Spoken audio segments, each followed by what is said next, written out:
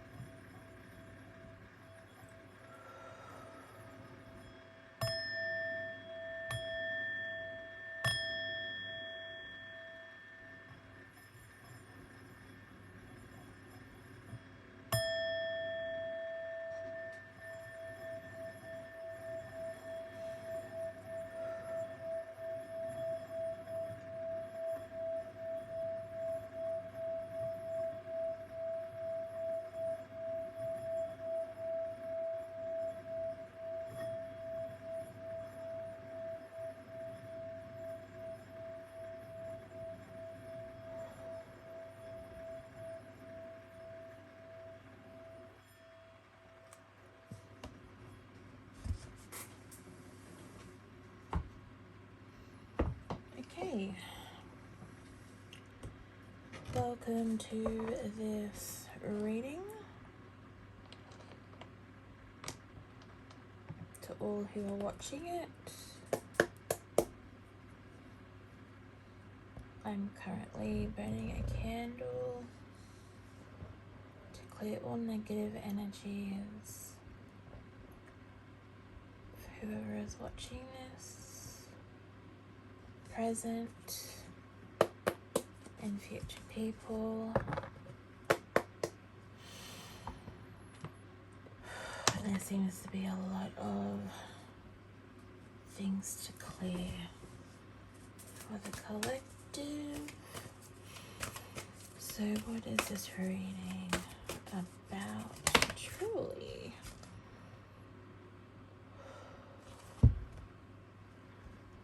Appreciation.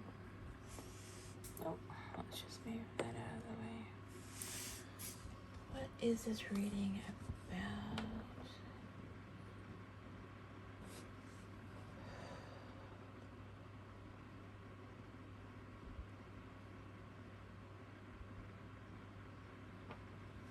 Okay. This is a everything reading. Everything that is going on right now, this is this reading. Whew. Which probably means I should have started it earlier. So it's gonna be a long one. Okay, so appreciation. Appreciate where you are right now and how far you've come. Because you've come a long way. Lightworkers, starseeds, twin flames, you've all worked so hard to get to this point. And your guides, my guides, the creator, just want to say thank you for all the hard work you've done. And they feel like you need to hear that as much as possible. And I said that at 333. First chakra, Archangel Michael is the next card. Oopsie, we don't want to burn cards, please. Okay. And I feel like there is a lot of clearing happening if you want to see what that candle is doing. Like, it's going wicked. It's going wicked. Okay. Lots of root chakra clearing, ancestral healing, past life healing. I'm hearing like sexual assault, rape and stuff is also being cleared from the first chakra. So there's been a lot of that on lightworkers and twin flames in the past. Angel of love, and we're bringing everything back to love. No matter what's happened in the past, in this lifetime, and any other lifetimes before this one, the creator wants to bring everything back to love. Focus on love and trust. And know that whatever situation that you're coming into right now is going to be different than what you've expected it to be. Because we're no longer in 3D and we're moving very, very quickly out of 4D. That's a lot of us. And we're moving really, really swiftly into 5D. So you can't expect your counterparts, your divine counterparts, your twin flames, or your high vibrational soulmates, or anyone you've interacted with to be the same as they were in 3D and 4D, because nothing stays the same and everyone grows, and any version of a twin flame that you are perceiving is a past life or past version of them and is not who they currently are presently. And I feel like a lot of us are going to be very surprised by our counterparts when we come into union soon, because they've done a lot of work and they've grown up so much. Whew. The 6th chakra, Archangel Metatron. I'm hearing, all I heard is truth. The truth is coming out for everything.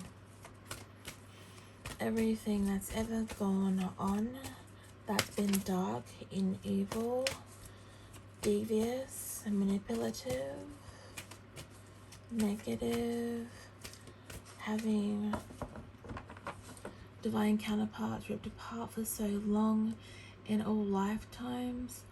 All the truths about all that stuff is going to come out, and what's happened to the children on earth, what's happened to the light workers on earth in this lifetime. A lot of light workers who have been harmed greatly are going to have massive healings done on them.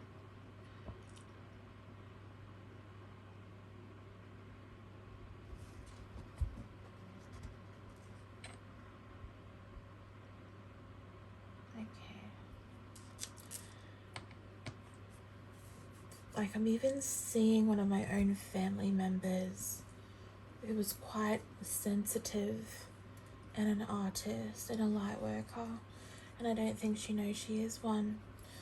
But I'm seeing a lot of, feeling a lot of the same kind of light workers who have been put in the same situation as her, who have had things taken from them out of jealousy, out of spite, out of ridicule, because they're different, they think differently, they see the world differently, and they've been traumatized by that. And I feel like their guides want to, as soon as possible, take them into a healing chamber, stick them in the little the med beds that are on earth, and heal them completely of all the trauma, like not the spiritual or emotional trauma, because they're still going to have to deal with that, but they want to fix the physical trauma that these light workers have been through, all the ones who have had the health issues. Excuse me. The galactic beings want to come in for those light workers, lift them up into the high dimensions and just like drench them in light, just to rid them of everything they've ever been through, because they're needed.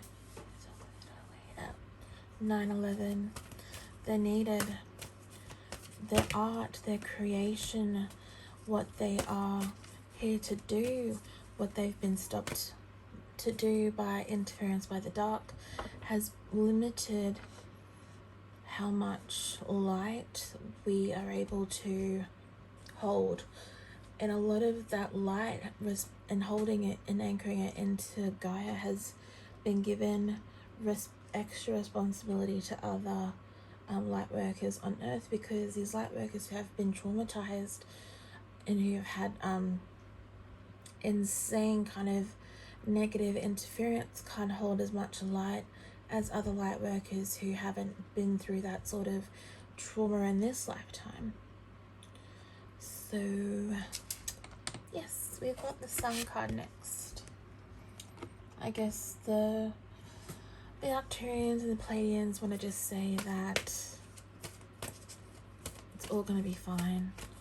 It's all going to work out for everybody. Necessary to Sarah is going to work out for everyone as well, is what I'm hearing. So it's starting in America. I'm hearing it like it started in Australia, that kind of first push, and now it's moving to America first because of Trump. And once they kick that off in America, it's going to move into Australia, because there are a lot of important star seeds and twin flames in Australia that need to get into union. So there's also a lot of twin flames in both Australia and America who need to get into union, who are in two different countries, in the two countries stated that need to get into union, that are having interference removed,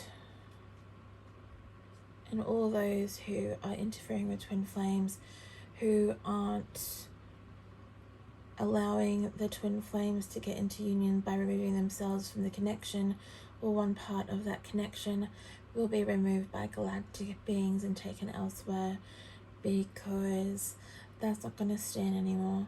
You either step aside and stay on Earth with the rest of us, or you get removed and people forget who you are. They just forget you. Because why would they want to remember someone who is making them feel sad, anguish, and this trauma that this interfering energy is just going to have to heal anyway. Man holding a heart. So as soon as I saw man holding the heart, I feel like the divine masculines of the collective want to shower their divine feminines with unconditional love, because they're there right now. They're in that energy, and whatever the divine feminine perceives them as is incorrect, because there's interference, and there's always going to be interference until the very last bit of that interference is removed, because they want to keep the highest vibrational beings on Earth apart. Because when twin flames get together, even if they're just in the same orbit, in like this, like just barely touching, they create a lot of light and a lot of energy that will help raise Gaia faster into 5D, which will make all the icky people, the dark people, the evil people feel really, really uncomfortable being here, and they'll just kind of move on their own. And it's a 9. 9's the ending of a cycle as well. So when we're ending a cycle, that when we finish ending a cycle, that's when communication is going to come through for a lot of us. Yes. And since there is that 12-12 portal, that's a really good time to like tie everything that no longer serving you into this new year anymore.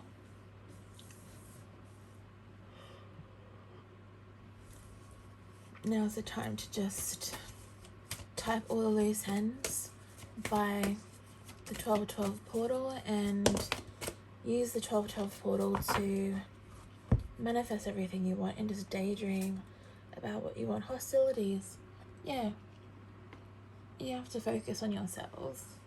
You're gonna get hostilities wherever you go, especially if you're a twin flame, starseed, and all that stuff, because the dark is holding on by a thread, and I said that at 1444.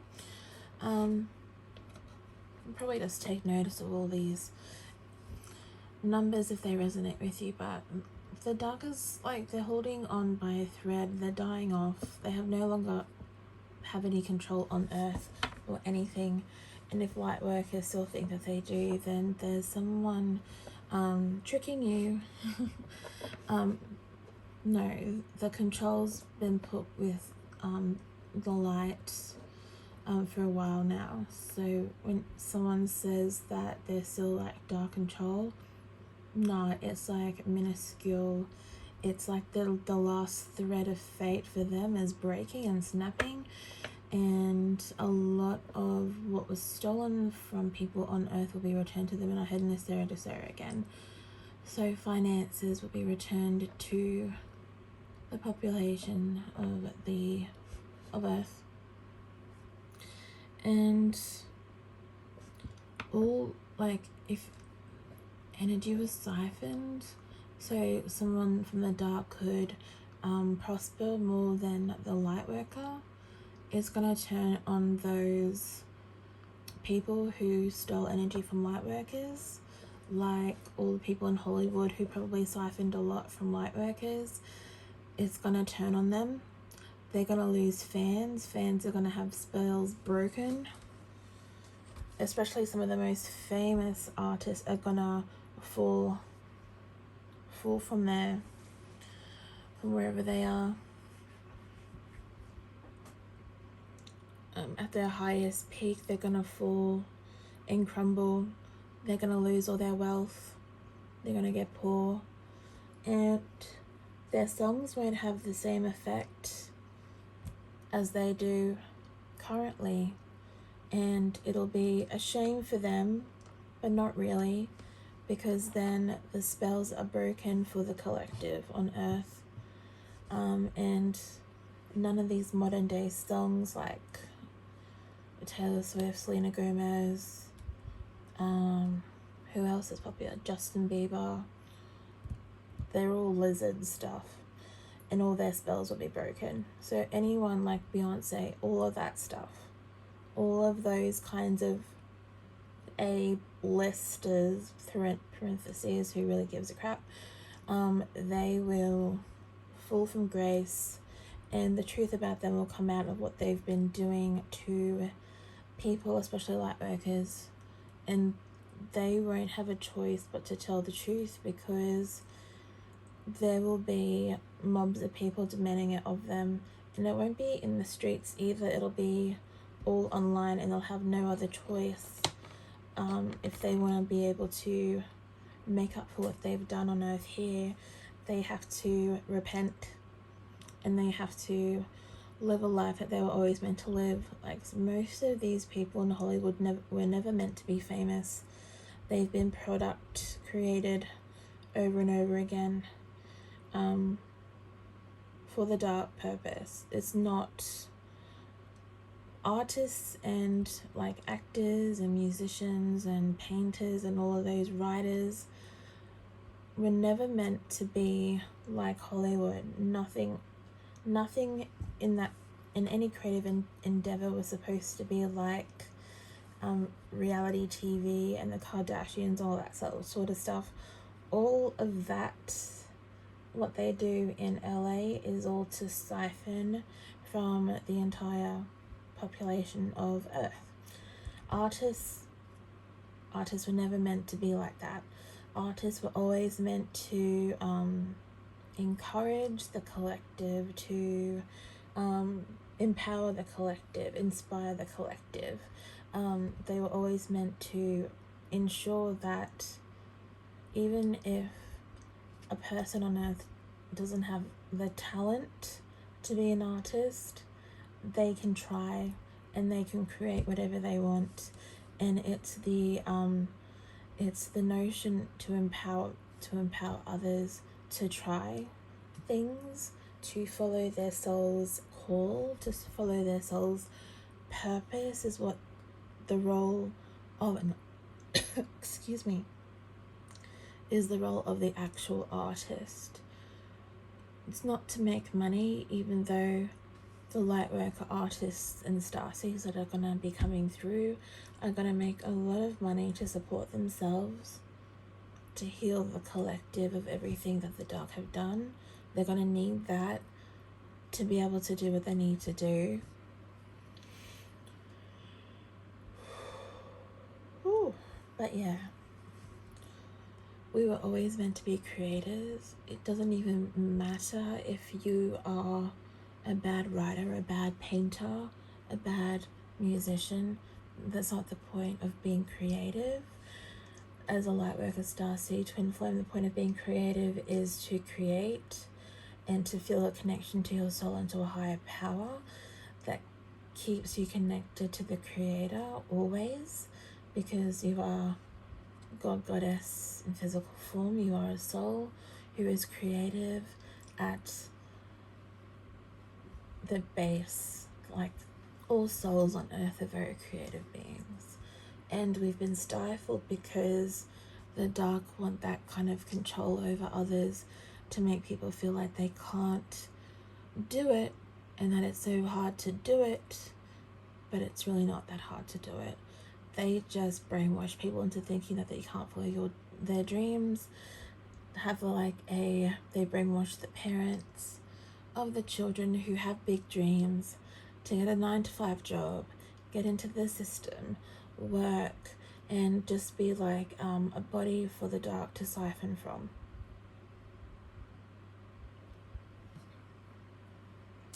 That's not who we are.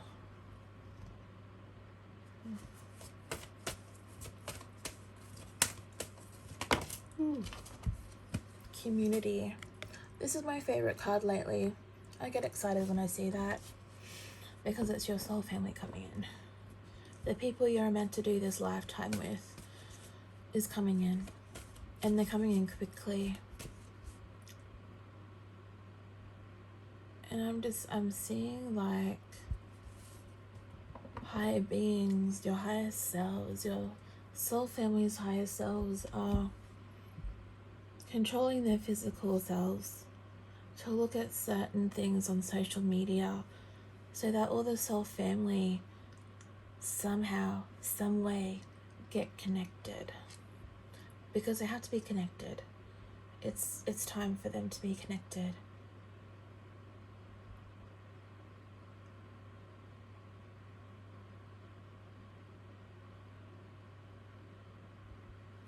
Yeah, it doesn't really matter what you post, and it doesn't really matter if you're posting anything. Your soul family is going to find you, because your higher selves want you to find each other. And control is the wrong word. Guide.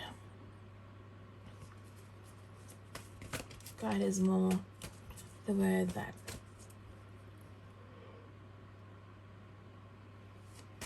it sounds better, and it's less like controlling. Who likes that word? No one likes that word. Yeah. Oh, the world. These soul families, these lightworker starseed twin flame soul families are gonna be given the world. You've worked so hard. You've done everything that was asked of you. You've healed your crap. You've encouraged your soul family to heal their crap too, just by healing yourself. Twin flames, you have healed so much trauma. Everyone's collective trauma. You've taken on so much of that stuff. You've taken on so much of your family stuff. You've broken so many spells that your family have been taking with you. You've chosen to do that for your family, for your friends, for your soul family. This card.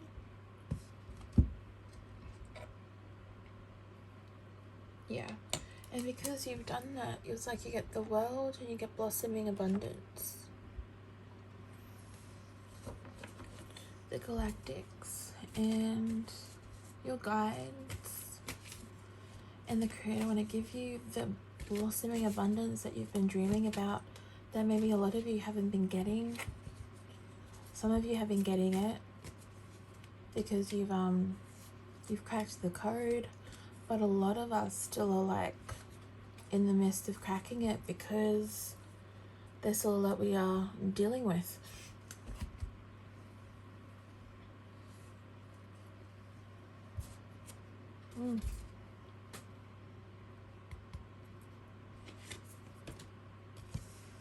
We're still breaking contracts. A lot of us are still breaking contracts. Some of us, light worker twin flames, haven't had to clear as many contracts. And that's why they were able to get their abundance a lot faster than some of us, which is all divine timing as well, or orchestrated beforehand. So I feel like the people who have to wait for their abundance are gonna get a lot in large amounts. If you're wanting money, if you need the money, if you need finances to like become stable so you can focus solely on your soul mission, the people who have to wait for that abundance are gonna get the largest amounts of money a lot quicker. So you're going to have to plan how to save it, how to put it aside, how to invest it so that you're not wasting it by doing your normal thing, spending money, however that is. If like you get excited about finally being financially free and you just want to go on a huge shopping spree, my guides are kind of like saying you may want to create a budget for yourself so that you're not losing all the abundance they're trying to give you, so that they can support you. So maybe you'll use that money to move and buy a house or an apartment so that you can live in the city you're meant to be in, or in the country town you're meant to be in, and just hold and anchor that light.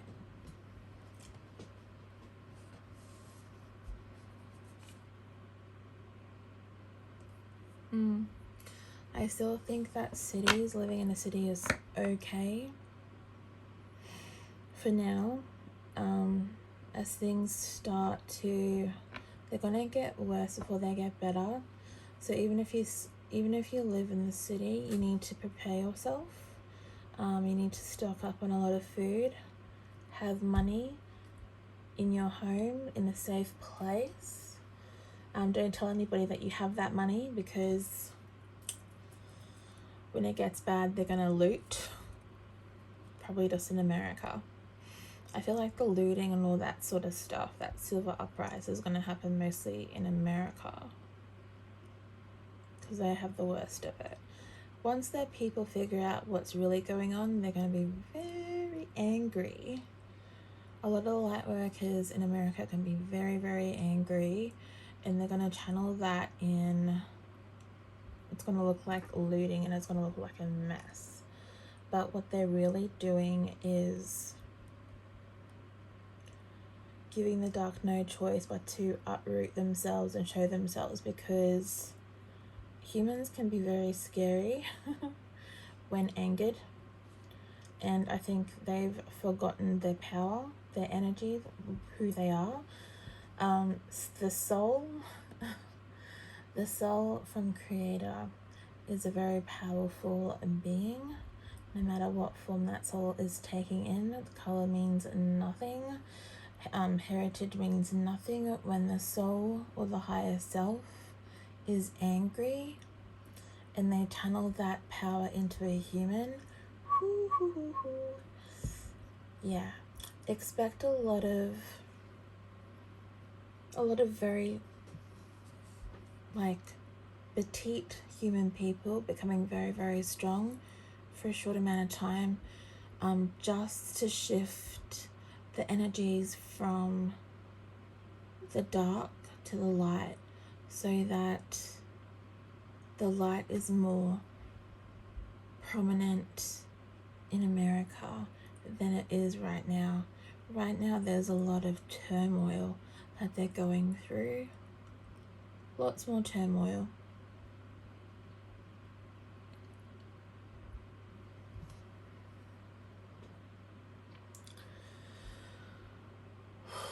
So prepare yourself. I'm not really sure about other countries, but I feel like parts of Asia will also rise up a bit and fight against their governments, especially oppressive places that try to keep the Asian communities in, you need to follow the rules, you need to do this and this and this. There's a lot of light workers in Asia, in all parts of Asia, who are also going to be very angry with what's happening, and they will uprise against their government, especially if they feel like their government isn't doing the right thing. Like, I think that's happening in China right now. Nothing to worry about though. It's meant to happen this way because the shift in energy reflects what we see in the physical, so it has to happen like this.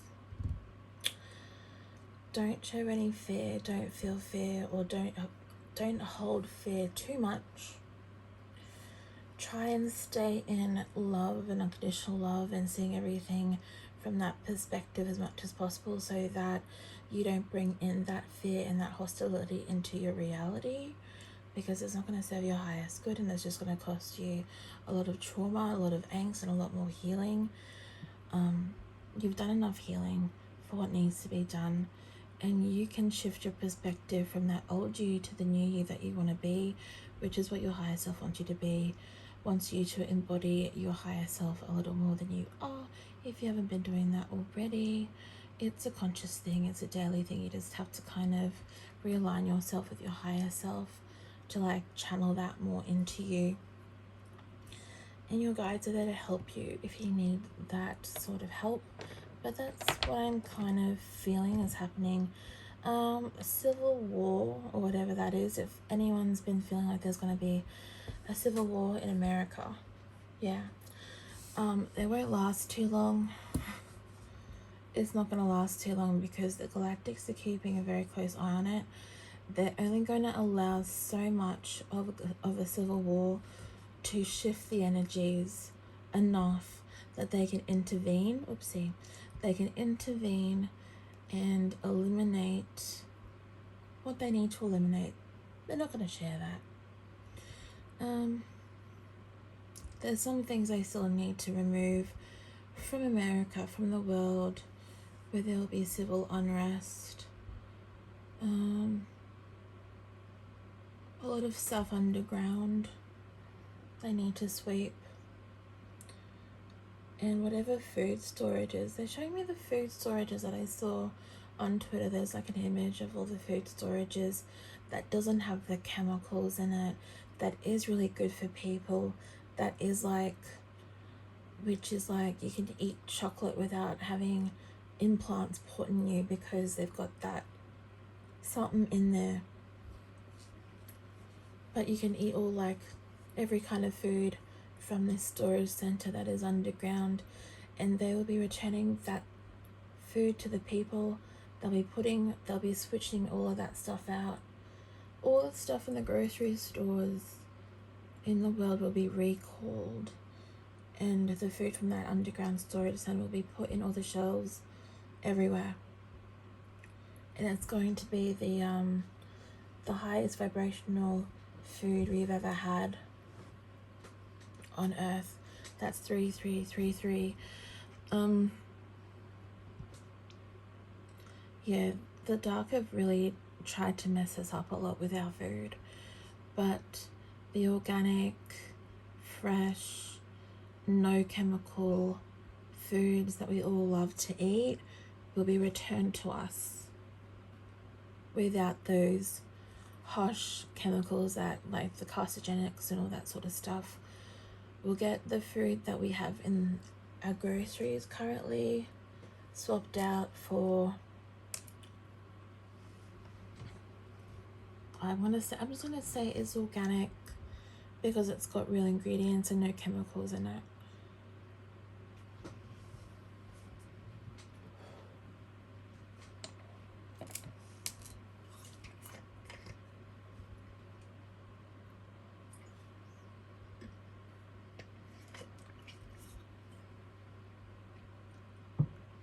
The people will be getting back what they need to survive and to thrive. That's from the Arcturians. The Galactics are going to be giving everything to the human being who hasn't done anything darkness related, all the light workers on earth in human form are gonna have everything they need returned back to them.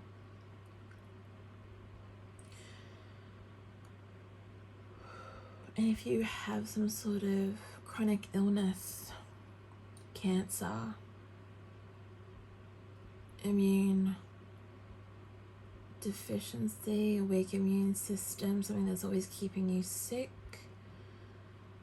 and endometriosis, people who want to have children but find it difficult. When I say difficult, because endometriosis can really screw up your reproductive.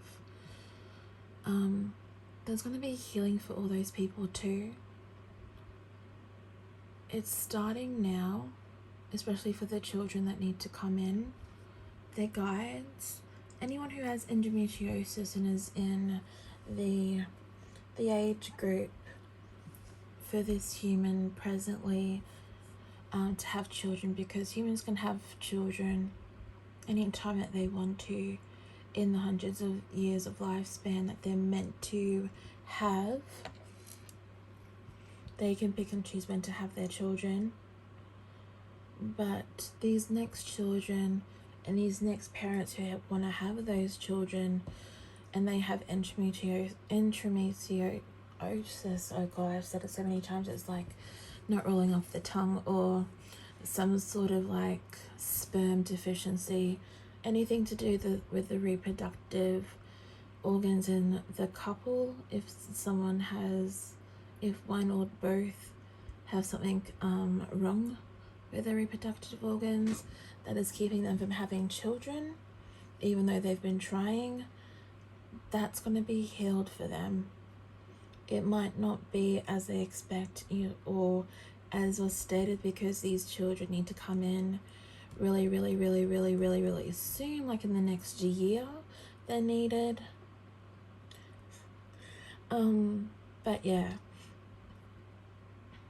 if you're having difficulty having children and you feel like a child is for you, there's going to be healing and divine intervention for that. Because you're going to give birth to star seeds and light workers and high vibrational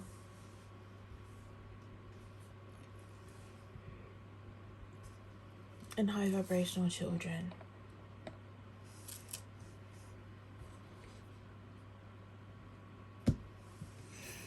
Okay.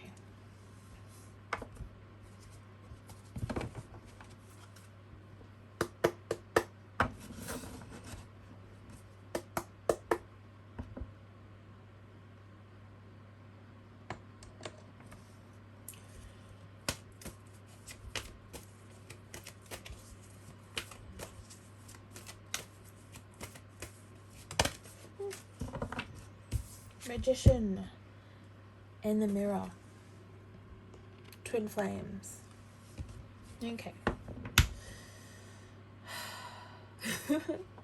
So the divine masculine, the sexy divine masculines are pushing the divine feminines to their limits energetically.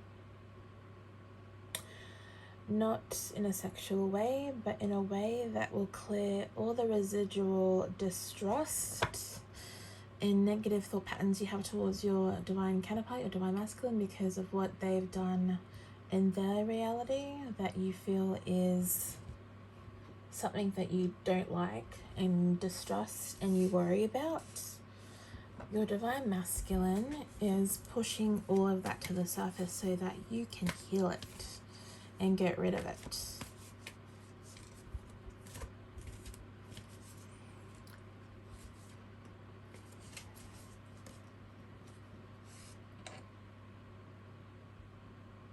Okay. Yes. Because this is happening because your union is going to happen really soon, during or after the 12/12 portal. Nope. Appreciation. Yes. Okay. You may not like what's happening You may hate what's happening. You may think it's a bad idea, but it's for your highest good, and you need to sit down, shut up, and purge.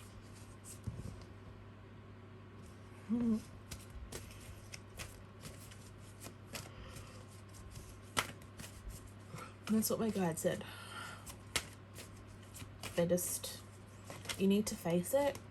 You can't ignore it, because if you ignore it, your divine masculines are going to push it on you even harder and harder and harder. And they do it through like connecting through your sexual stuff. But when they push into you with their energy, they're pushing everything that doesn't serve you out of you, so you have no choice but to face it. Walking away. Okay, walking away. Interesting. You're walking away from the old you. With number 9, you are closing out this cycle, which is gonna end in about a week. You really need to focus on tying up loose ends and letting go of your old self and your old life, because you're not going to live there anymore. You're going to move and shift into a new life with your twin in the physical, and that's happening soon. That's happening into the new year and then beyond. If you fight the purging that's going on right now and feel very angry that it's happening, that's fine, but you won't be with your twin. It's going to take longer because you're fighting. You have so much resistance against what's going on. So if you breathe through it and just allow it and observe what's going on and be like, oh, that's coming up for that reason, and just go with the flow of it, it's going to be a lot easier, and you're going to get into union a lot faster, and your twin flame is going to message you. Yeah, you have to stop fighting the anger you have towards your divine counterpart, because you are so angry at what they did in their physical reality. It's not their fault. They're human and they're learning stuff, and you need to forgive them. If you want them, you need to forgive them. It's not going to be easy, but what's easy? The only thing that should be easy is manifesting money and believing that you can just manifest whatever amount of money you want in a second. That should be easy. If your twin flame relationship was going to be that easy, you'd be bored of it and you wouldn't want it. You'd be like, nothing's happening. Everything else is it's great, but it's not interesting. You want harmonious union, but you don't want boredom. Ooh, Daughter Spirit. Yes, Daughter Spirit. Witch Spirit. Divine counterpart. Higher self. Your divine masculine's higher self is saying this through me. Saying that if you want me, if we want you, you have to fight and you have to get through this trauma, this stuff we've done to you. 4333. Number on the clock. If you want us, you have to be brave enough to go through the crap we've put you through and face everything. See all the stuff we're mirroring to you that you need to face so we can get into union.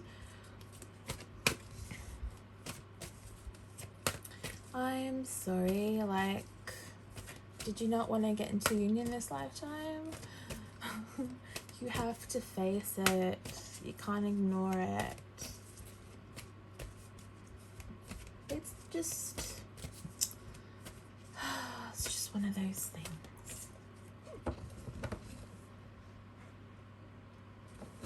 They want you to face it. They don't care what kind of angry thoughts you have about them.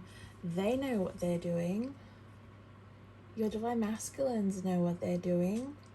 The ones who have healed enough and have woken up enough and are wanting to get into union right now, they know what they're doing. And the divine feminines are just sitting there being triggered and be like, what the F is going on? but they're mirroring you so that you can purge out everything so you can get into union. You want union? Oh, they keep asking it like that. You want union? You have to work at it. You have to kind of like stop listening to all outside sources. Readings are fine for divine feminines. They're fine, but a lot of them are just entertainment because a lot of it doesn't relate to you. You know it relates to you, and you need to focus on that. And you need to listen to your own intuition and not other people's. And some people are spot on. They have that intuition, but a lot of them are just steering people wrong because they want the clout of being a spiritual channel message to twin flames. But a lot of them on TikTok, for example, are false light working for the dark to make twin flames think they are always going to be in separation.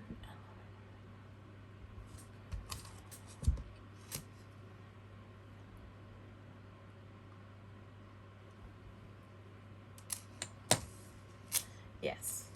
So be aware of certain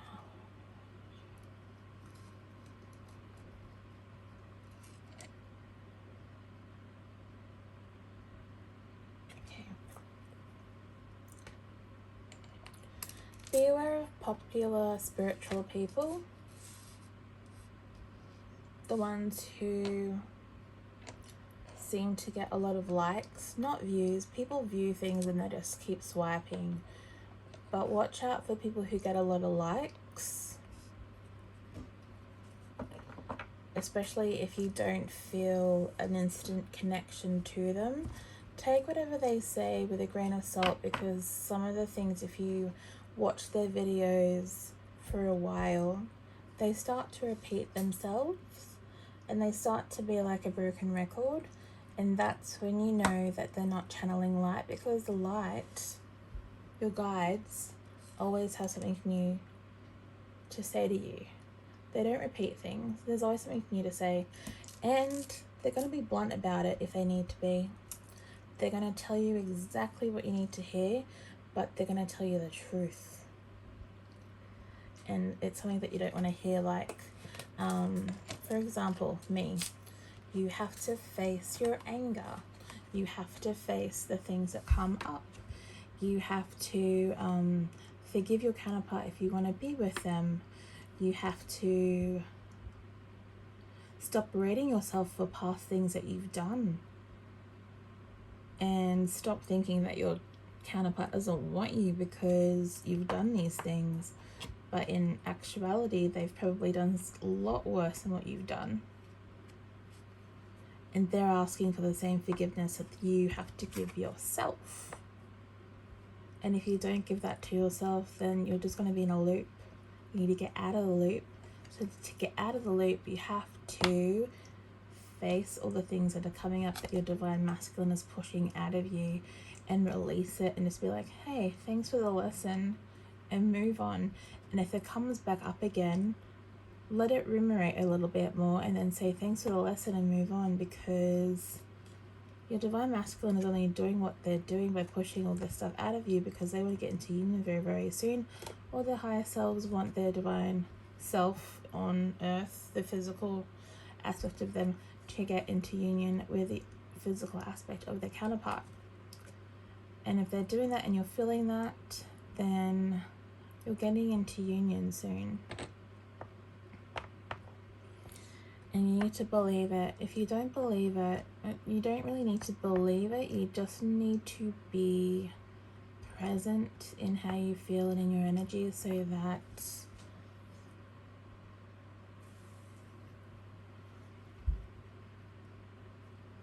you can be aware of what's going on and redirect your thoughts to more positive ones.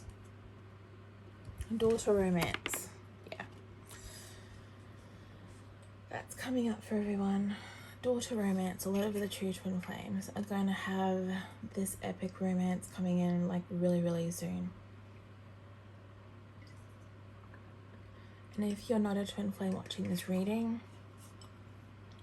you're going to have a high vibrational soulmate come in that is going to reflect your own energies and healing as well, and be the sort of partner that you want in this lifetime. There's going to be no more trauma bonding with twin flames. They won't be allowed. There's no crazy separation, union, then separation, union, separation. Nah. If you're still acting like you want the drama of the twin flame relationship, your guides are going to separate you really, really quickly. And you probably will have to do like years more healing to get there.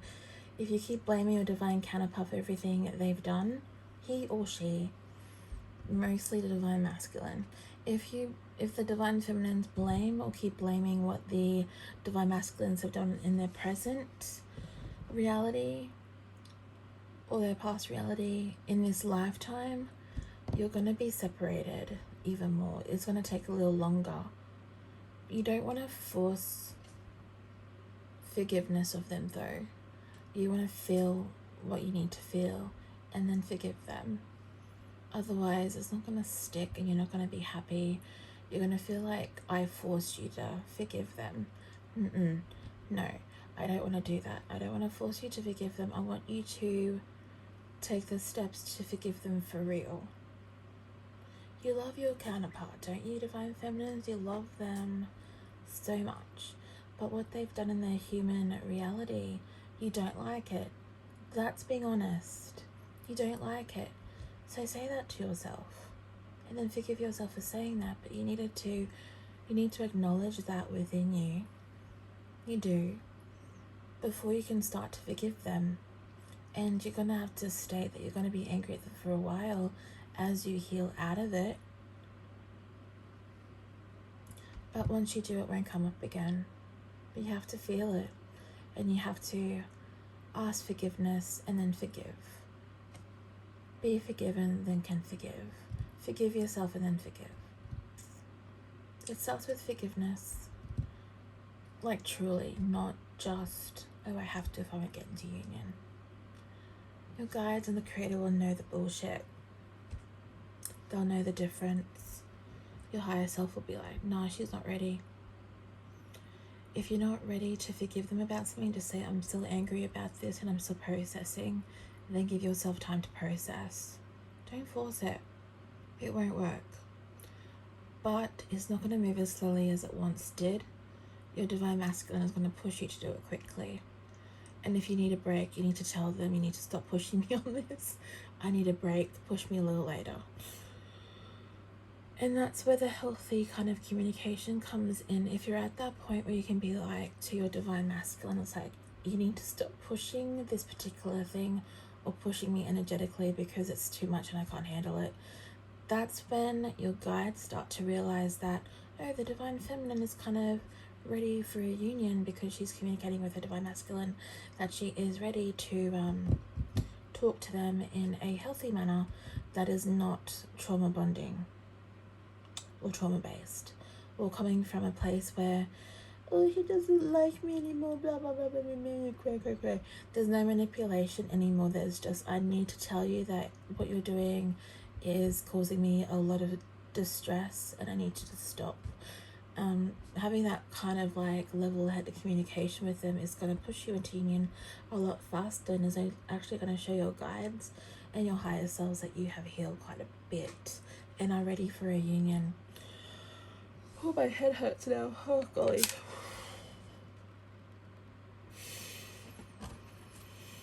Whew. And I keep saying this. That's the kind of energy we're in right now. Storm warning. It's a storm, and it has to be a storm because it reflects the reality we're in. We're moving into better things though. Like, don't get downtrodden because all I'm showing you is, this is the energy of our reality right now. No. It's temporary. The storm is temporary. It's gonna pass. It always passes. So it's gonna take a little bit longer for some of us. Especially in different countries, it's gonna take a little bit longer. But for divine counterparts, there's no more interference any interference gets removed immediately. Your guides, your higher selves are like, oh, there's this person coming in wanting to interfere with the divine counterparts. No, we can't have that. So the higher selves are going to like, this is what I'm getting. I think it's probably for comedic relief. The higher selves of the twin flame relationship, the union, the duo, is going to go to those interfering energies and punch them in the face in the higher realms and be like, no, get your physical self away from our divine counterparts, and punch. But it's going to be fought for more. Like, the unions of these divine counterparts are going to be fought for more. There's no more sitting back anymore. The higher selves are like, no, we need union now because we need to push into 5D. We need to catapult all these countries and all these people into 5D and get them out of the harsh reality of the 4D. Yeah. So any interference with divine counterparts will be arrested, punched in the face, humiliated in their reality, etc. and so forth. Anything that can be done to show and shine light on what is happening to divine counterparts, keeping them in separation, is going to happen in their reality. So if your divine masculine has karmics that are chasing them still, wanting to interfere with the connection of the divine feminine and the divine masculine, the true twin flame connection, there's going to be a humiliation for that karmic. They're going to feel the deepest sort of humiliation in a public way. It's karma though. It's karma for their actions. It's needed. The twin flames, the higher selves of all the twin flames on earth, in every part of the world, they're not playing anymore. They're not allowing the karmic to interfere. The divine feminines are definitely not, the higher selves of the divine feminine are definitely not allowing any karmic energy, family, friend, ex, or some chick on the side that is a karmic. The divine feminine is not allowing that anymore. These karmic girls, women, if they want to interfere with a divine masculine who has a divine counterpart on earth, they should expect to get their faces knocked in a little bit, bruises, punches, because there's been too much interference already. Way too much interference. And not just because the divine counterparts, the twin flames, had to heal some stuff, but these karmics have been actively trying to keep the divine masculine away from the divine feminine. Even though the divine masculine wants to come into the divine feminine, a karmic steps in and says, hey, I'm easier to deal with, when in reality they're not. They're actually harder to deal with and actually can cause trauma and a lot of other stuff. So the divine masculine is more aware of that now, and it will kick the karmic aside to continue to the divine feminine, but the karmic won't stop. And those who manipulate the karmic people, male or female, will keep sending different kinds of karmics towards the masculine to block their access to the divine feminine, which will kind of create more distrust within the divine feminine. So if the divine masculine is aware that every time he interacts with the karmic in any kind of way, the divine feminine is going to be wary of him. If he knows that and kicks the karmic to the curb every single time, the divine feminine is going to trust them more, because they're going to feel the energy of divine masculine being more in his divine energies and wanting to be in union, and then they'll trust the divine masculine more than they are currently, and that will just shift a lot of stuff, and the dog don't want that. But the dog are hanging by a thread, and we just have to kind of like keep going, because masculines are so close to the feminine in union. It's really, really close. It's so close. I'm hearing it's so close. Everyone is so close to union. All divine counterparts, all true twin flames are very close to being in union. It's just like a hair's breadth away for a lot of us.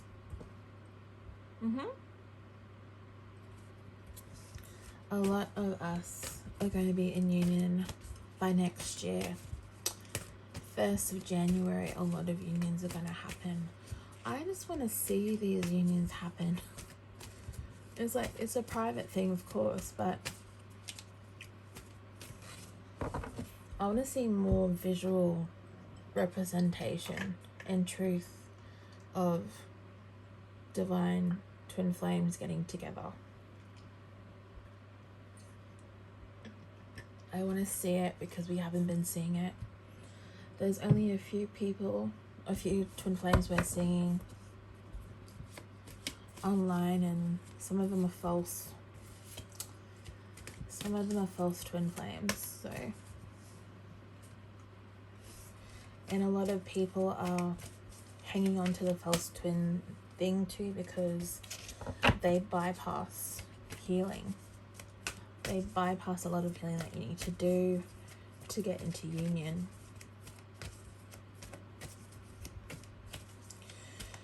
Oh, yeah.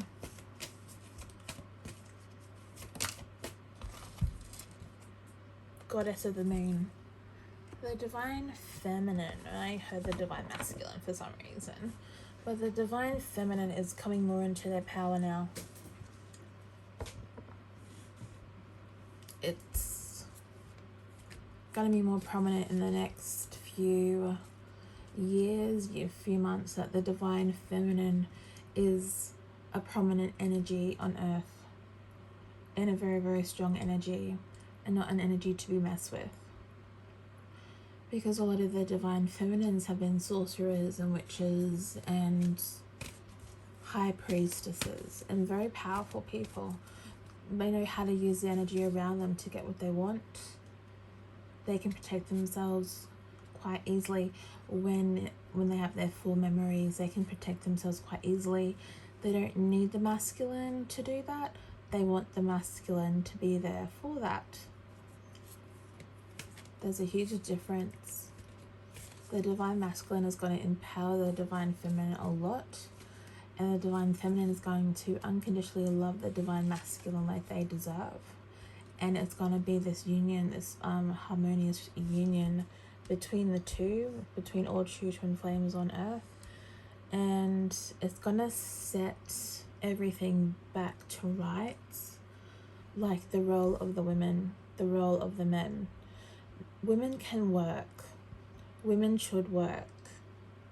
But the role of the woman is to nurture.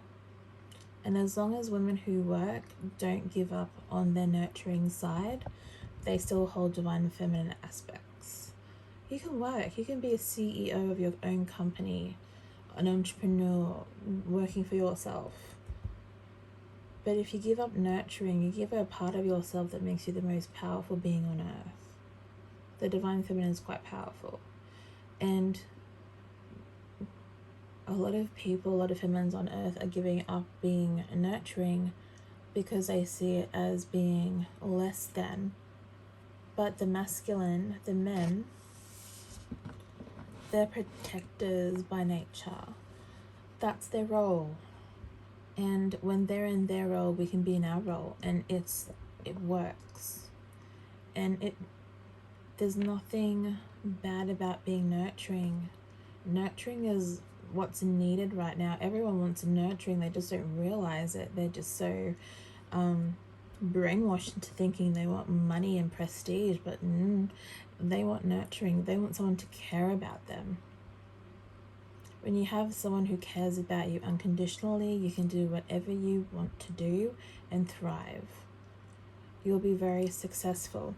Men who have a nurturing woman behind them, a feminine, a female, a woman in their divine energies as a nurturer, a powerful feminine energy, goddess. The goddess, any representation of the goddess is nurturing. Any aspects of the goddess that you see, any goddesses that you speak with, Isis, I don't know any others, sorry. To all the goddesses who are probably listening in, but they're different representations of what is nurturing. because every woman is different. They have a different personality, so they nurture in a different way. You just have to delve a little bit deeper with some of them, because some of them are afraid to show the nurturing side because they've been abused. I'm not talking about goddesses, but maybe they have experienced that. I don't know, I don't research on goddesses. I'm just like, it's not my thing. I'm not interested in it, but I respect it. I respect them.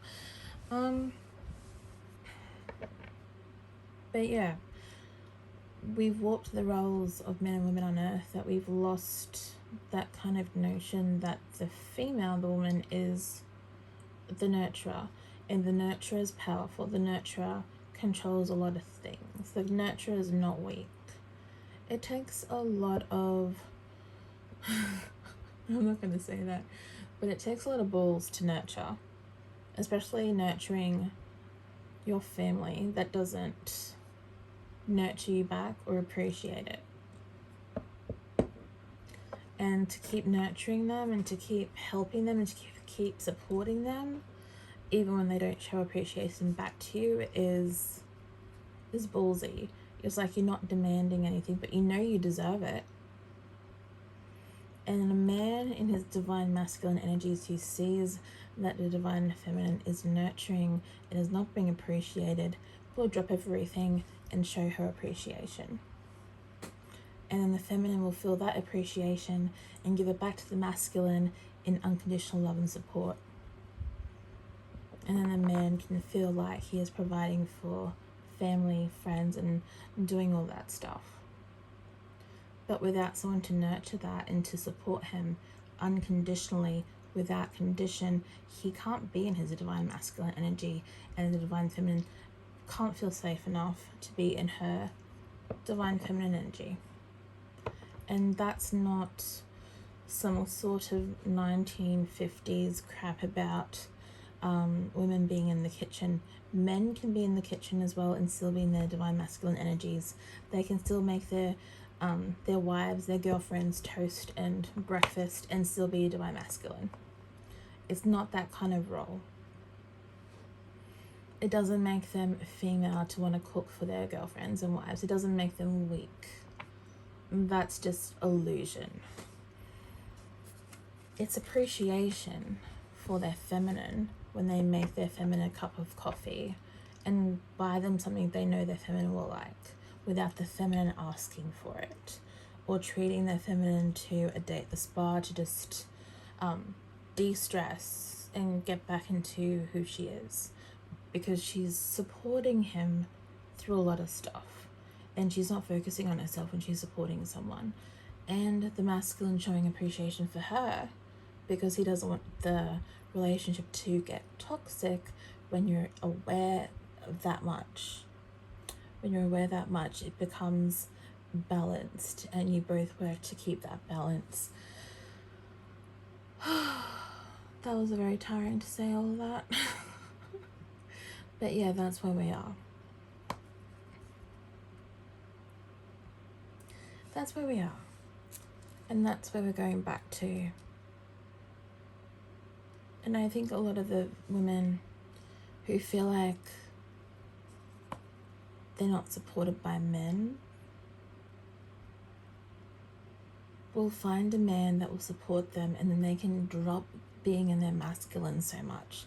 Like the feminine shifts and moves between being masculine and feminine, and so does the masculine shifts from being feminine and masculine, because you both have both energies within you, and at different times you need different things, but you're always going to be in the energy that you physically represent or feel more connection to. It's all about the balance, especially with twin flames.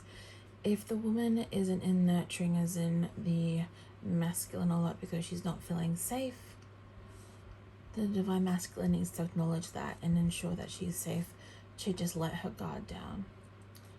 It's gonna take a lot of practice on both sides, especially when the divine feminine has been independent a lot and hasn't had to depend on a masculine to support her.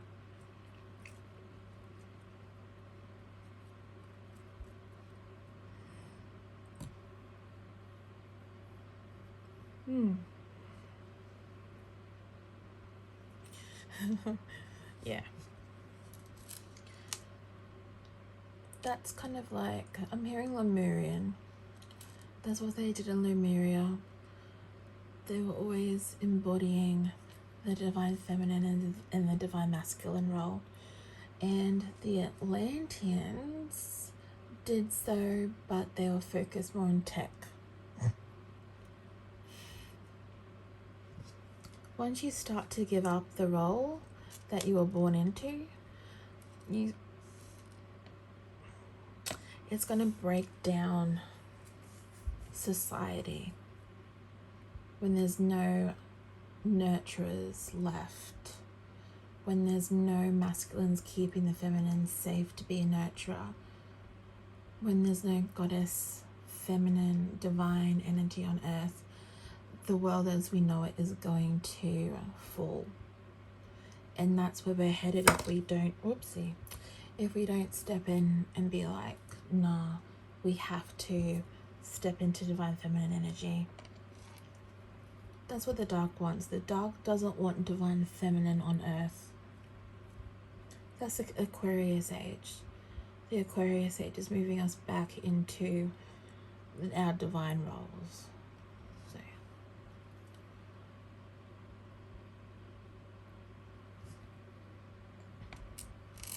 So if you're a woman and you want to be a nurturer, that is the perfect role for you. And you can still be a CEO.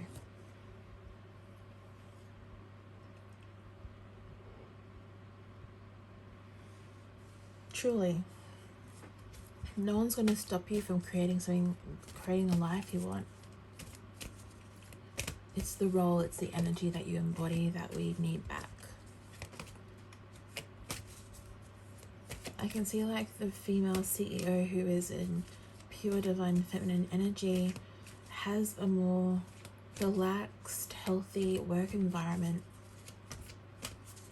All their colleagues, male and female, are happy to be there, happy to work, because they know that if they need time off, if they need less hours, the nurturer's going to be like, yeah, and they're still going to be paid the same amount, because no one loses money in the new energies.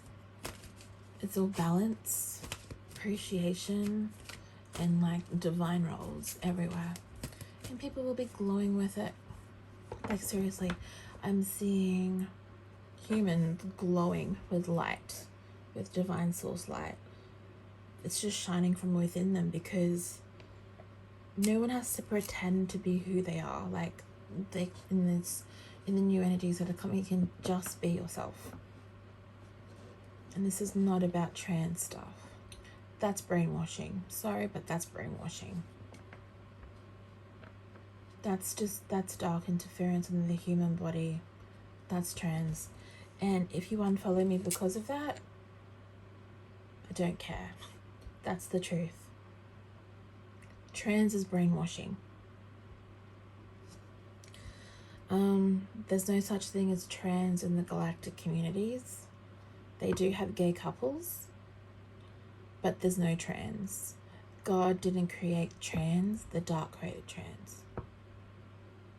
To get rid of the roles of the divine feminine.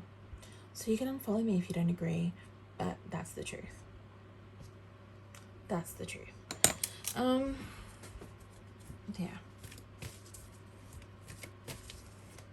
I'm just seeing one of these TikTokers who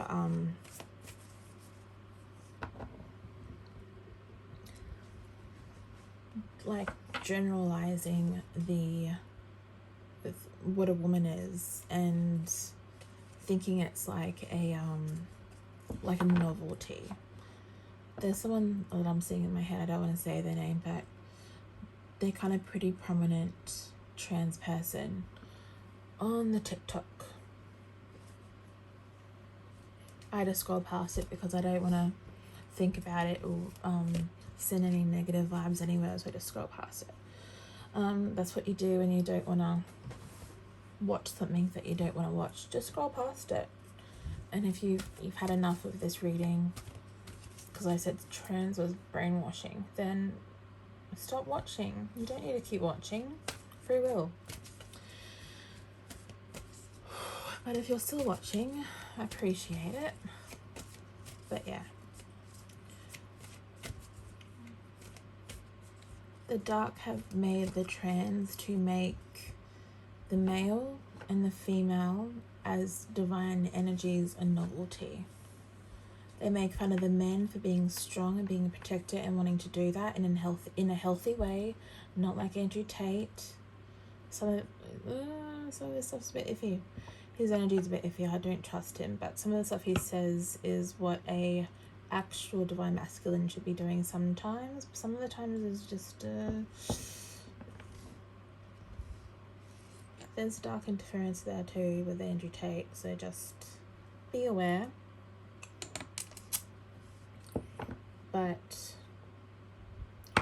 the dark on earth created trans to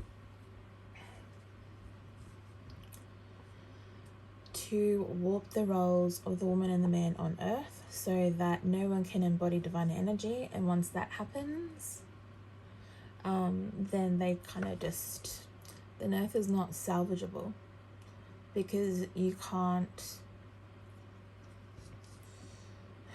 have no way of healing a world who's cut out all their sexual organs, and you need that to ascend, because your sexual organs are connected to your chakras, are connected to divine energy. Everything's connected, and once you play with that on a physical level, you get disconnected from what you truly are and the true knowledge of who you truly are. And that's what they wanted. They warp the roles so no one can embody. Like, you won't see any trans people embodying their divine energies because they've given up their true divine essence to be something else that they're not, that they weren't created on earth to be.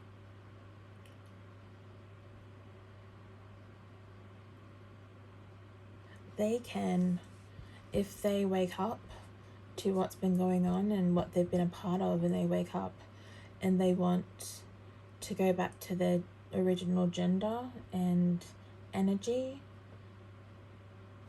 they're gonna have to go to a galactic being in the higher realms or ask a light worker on earth to have galactic beings assist them to put them back to who they truly are, regrowing anything they need to regrow with med beds. But it's going to be a long process for them, because then even if you get the parts back that you've taken out, you still have all that years that you've been brainwashed into thinking that you're trans.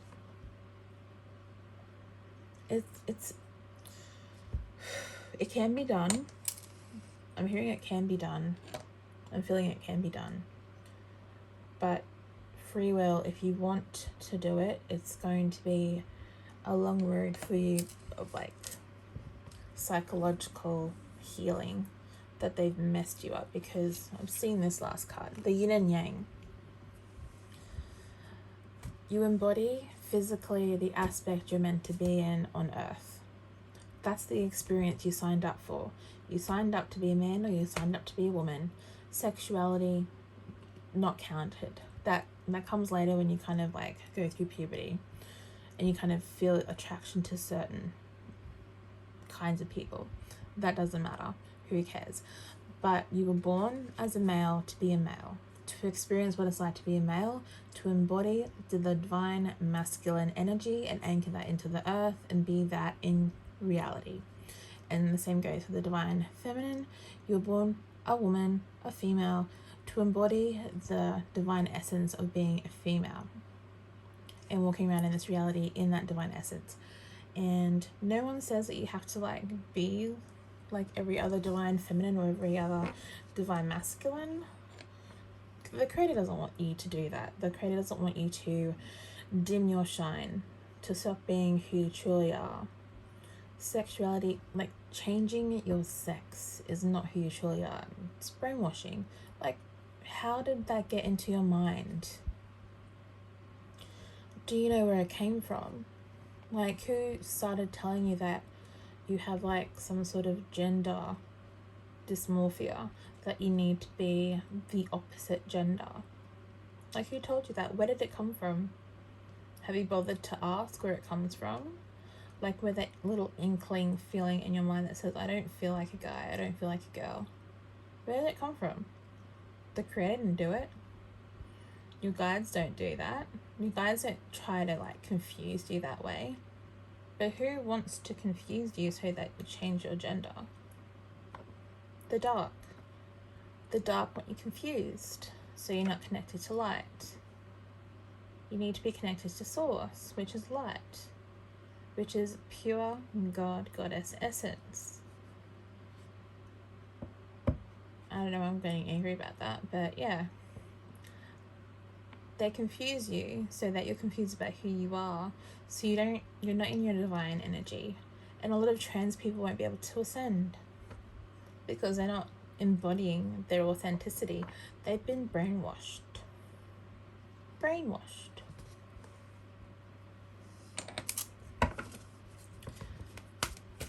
It's a problem. Like reality TV. It's a problem. Just another thing to keep a lot of divine souls from being who they truly are and stepping into their ultimate divine power. And that's just being your true essence. Divine feminine or divine masculine, male or female. Healed, happy, and thriving. Yeah, that is an illusion. Being trans and thinking you're a woman once you change, like chop things off and go through hormone therapy, that doesn't make them a woman. They're not a woman, they're still biologically a man. That's science. That's what I understand. Like, you can't change chromosomes. You're going to be a man even if you dress as a woman or take hormones.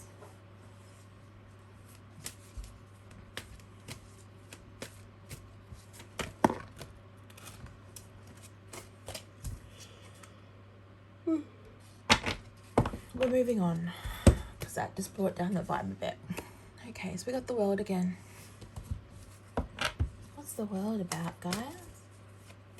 Okay, the divine feminines and divine masculines in a divine union of twin flames are going to get the world. You're not going to feel like you need it once you get together, though. You'll feel like you've won the lottery just by being with your person in union. You don't even want money. You don't want anything. You have everything. Because everything you ever wanted is in the other person. And you feel like everything's just completed itself. And you can actually be happy. you can actually like be worry free. Like, all the worry divine feminine's like, oh, when's my masculine gonna message me? All of that will be gone. Because you're in union. He's right there. You can message him whenever you want. You can walk over to him, give him a hug and talk to him. You have the world. That's your world. And if you're not happy, like, I don't mean like you're not happy to be on your own, but I'm thinking more like elated. Like, I don't know how to describe it. It's like that. We all try, even when we're by ourselves without our twin flames in the physical, we all try to keep a positive attitude, and we try to just like to keep focused on doing good in the world. But with this world card, in this situation with your true twin flames being in union, you'll feel like the happiest you've ever been, more so than you are right now. Like, you won't feel there's a missing piece inside you when you think about you're in separation. You're not in separation, even if you are in physical separation. But when you get into union with your counterpart, your twin flame, you'll feel elated. It's going to last forever too. You're just going to see them and the room's going to be brighter. It'll probably knock you out every time you see it. You'll be like gasping for air because you're getting butterflies in your stomach in a good way. Not in a bad anxiety way, but in a kind of like, this person is just like right there and it's like his energy, oh my god, but you get used to it after a while, and then you'll recognize that as like Like, I'm so happy to see that person. And I walk into the room and I see that person and everything's fine. And I can just go over and talk to him if I'm having a problem, and he will help me. And there's no more like, there's no more doubt. There's no more like inkling doubt in your minds anymore. That he doesn't like you as much as you like them. That sort of like constant doubt. 7th chakra, Archangel Uriel. So I just had truth straight away. The truth will come out about the divine masculine of what they've been doing. Not when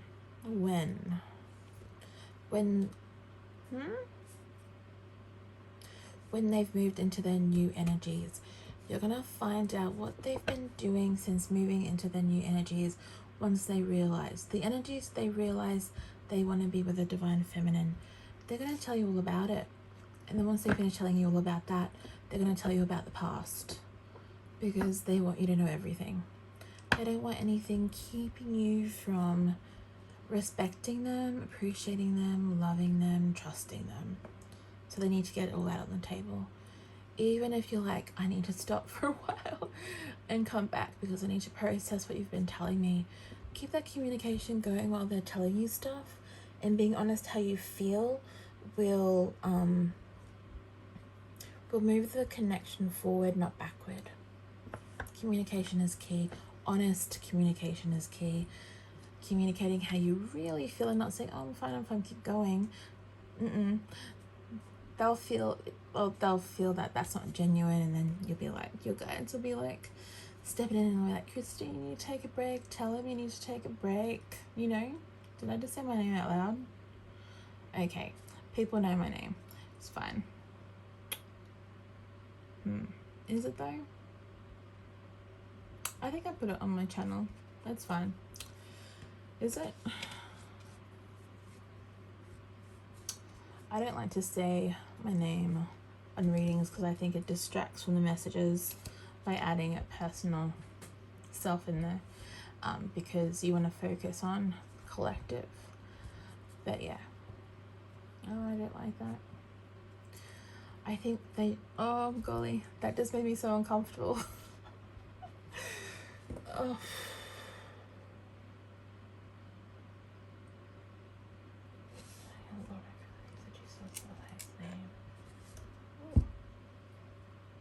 Hold on a second. I always like to reinforce who I'm talking to while I'm doing readings, so that if I feel like there's anything that shouldn't be around these messages, I can ask my guys to clear them out. And I just tied my pendulum in a knot. I guess I needed to take a break from the panic attack I was about to have. I don't know. I feel like if I show that I channel, it's going to be rebuked. I'm going to be ostracized. People are going to think I'm weird. And that's why I don't like saying my name on my channel. And that's why I use my lightest touch. Because I have the lightest touch. A very sensitive human, but yeah. Anyway.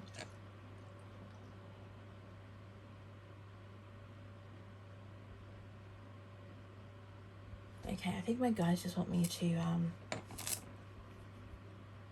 be more authentic and not separate all my stuff. I separate everything.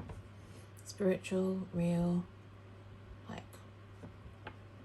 not sure if any other spiritual people do that, but I have like a spiritual channel, main channel, like the stuff that I like to do on there.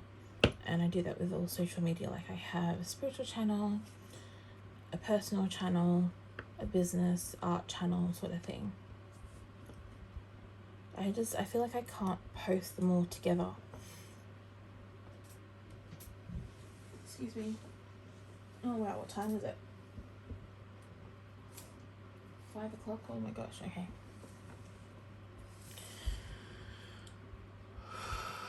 yeah, I guess that's just something I have to do, but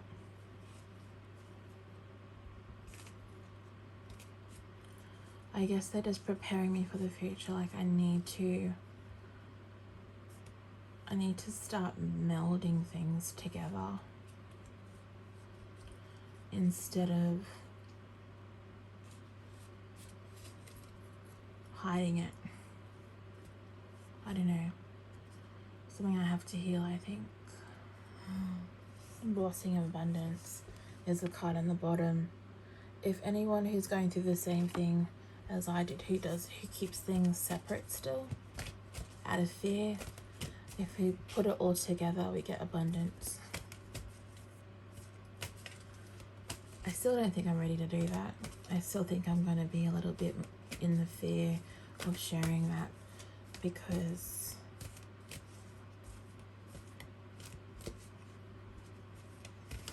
I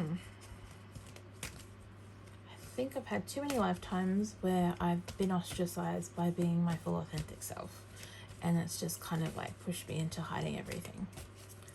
Not hiding who I am on social media and all that kind of stuff and videos and whatnot, but kind of hiding that I don't have a spiritual channel and that I'm not spiritual, even though people already think I'm weird. And that yeah, fifth chakra, throat chakra, speak truth. Yeah, I don't want to show my face on social media, especially for spiritual stuff, because I don't want to be known as only that though. I want to be known as so many other things. Not just being spiritual, not just being a channel, not just like with readings and stuff. I use cards, but I have no idea what the cards mean. My guides do, but I channel. I just use it because it keeps my hands busy, and then I can I don't get distracted, or I don't get anxiety from not doing anything. I used to type my channel, but I didn't like doing that way. I wanted to speak it, but I couldn't speak it without doing something. So I shuffle, and then I talk with cards, and I use pictures and images, and I'm like, yay, that's pretty. Oh, I like that keyword. And then the channel comes through a lot easier, and the messages it gets a lot easier to do it that way. Like fifth chakra, Archangel Gabriel. I know what that is. That's like you're not speaking your truth, you're closing up everything. You need to share more. But I'm talking like, to get a bit off topic, this may help someone. Like if someone asks me what the Seven of Swords mean, I have no idea what that means. My guides know what it means. I don't. Because I'm just a channel. I'm not a tarot reader. I use it to help me communicate to clients, to the collective. It helps them feel like they're looking at something when I make videos. But I channel. What I feel like I'm being told that I do is that I trigger people with my voice. And I couldn't do that when I was writing it down. And I felt like the more that I did the writing of the channels, the more I felt I should be speaking it. And then I would write it all out and then speak it and record it. But then it wasn't natural, and I would stutter. And I've had I have an anxiety stutter. I'm going to say that. It comes out when in highly stressful situations, like not like a lot of energy coming in, you're having a difficulty holding an anchor in that light, but I'm talking real anxiety, like the kind of anxiety that makes your body shake just because you're so scared. That's when the stuttering comes out. So I use cards. Cards help me communicate my channel to you, and I can channel for long periods of time too. This is just an hour and 30 minutes, or is it, what's 1, 3, 4, is that like nearly 2 hours. But yeah, I can channel for like long periods of time without taking a break. I don't have it actually tested how long I can channel for, probably 4 hours, and just use cards and channel and talk and just channel my guides, and they're still putting light at the top of my head. I can feel it. I can feel a little gap in my head. But yeah, and if you go back to some of my readings, I like my first ones, I say like I don't even know what these cards mean, because I don't, and I don't feel like I need to learn them, because I just use them to channel. I pick the decks that I like to use that are pretty, that I think will like look good, and I'll get keywords and stuff, and then I'll get the messages, and yeah. And I had to talk to my guides though to do it this way, because I wanted to shuffle and I wanted to have cards and I wanted to do it that way. But yeah, I don't really call myself a tarot reader. I'm a channel. And they did ask me if I wanted to change gifts, because you can do that when you're on Earth. You can change your gifts, but it takes a while to change gifts when you're already born. But I'm like, no, I'll just use cards to channel instead, and I'm still channeling, because when I step into my soul mission, because doing this is just a small part of my soul mission. Once I start to do my soul mission completely, I need to channel. I need to be able to use all my clairs, and all of them are starting to come online. But I need the channel to kind of access my higher self and hear what she's doing, because I need that for my soul mission. And that's just a realization coming to me right now. But yeah, I was like, I don't want to change my gifts, because I need it to channel. If I would have changed my gift to something else that I've had in a previous life that I didn't really need in this life, because I didn't want to be a channel in that way, I don't think what I'm supposed to do on Earth, because I'm not going to say what I'm supposed to do on Earth. I'll probably come out a bit later and say that, but not right now. Not too much information all at once. But yeah, once I come out and do what I'm really supposed to be here doing, the channeling is going to be a lot more important than whatever else I was thinking about doing. I don't even remember, it was so long ago.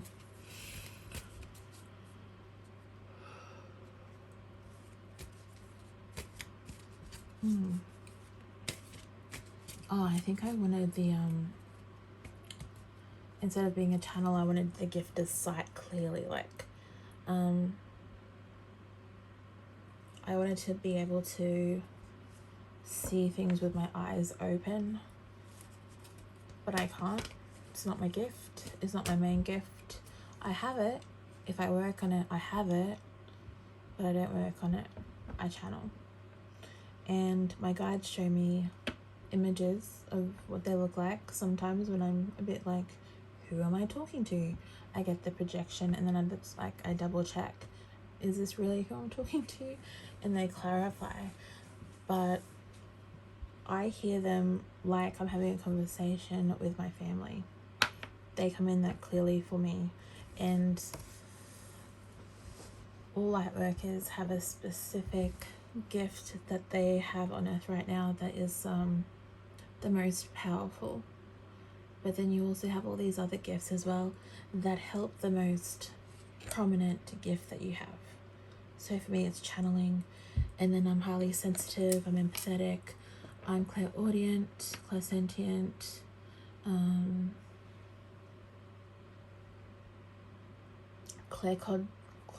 cognizant, all the other clairs as well. And apparently I'm a medium as well. I don't really tap into mediumship, but I do it in a different way as well. If I do talk to loved ones that are passed on, I call them in like I would my guides and ask them to declare who they are truly, so I'm not just talking to some rando. And I always call them in last and call in my guides first, so there's like ultimate protection, so I'm not talking to some kind of like entity. And I always double check that I'm supposed to be talking to, because I can't see them. My sight doesn't show that to me. I get hit sometimes when it's really powerful and I really need to see it. But yeah, I channel, and that's why I use cards. Like, the cards are just the pretty pictures that I use. They're pretty. See, they're so pretty. But my voice is supposed to activate anyone who watches these readings into a mass healing. Sometimes I'm feeling like my voice will activate a lot of people into Kundalini awakening, but not enough people are watching my videos. So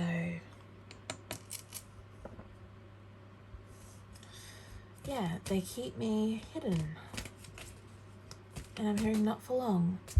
So I've had to protect myself. If you feel like I've duped you, I'm sorry, but they've had to protect me from a lot of things because I've had a lot of crap happen.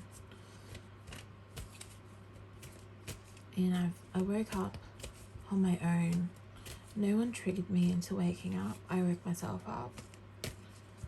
And no one does that. I've never heard of anyone who's woken themselves up. There's always been some trigger for them. But my circumstances when I woke myself up had nothing to do with another person triggering me. It was my circumstance. It was the life I was living.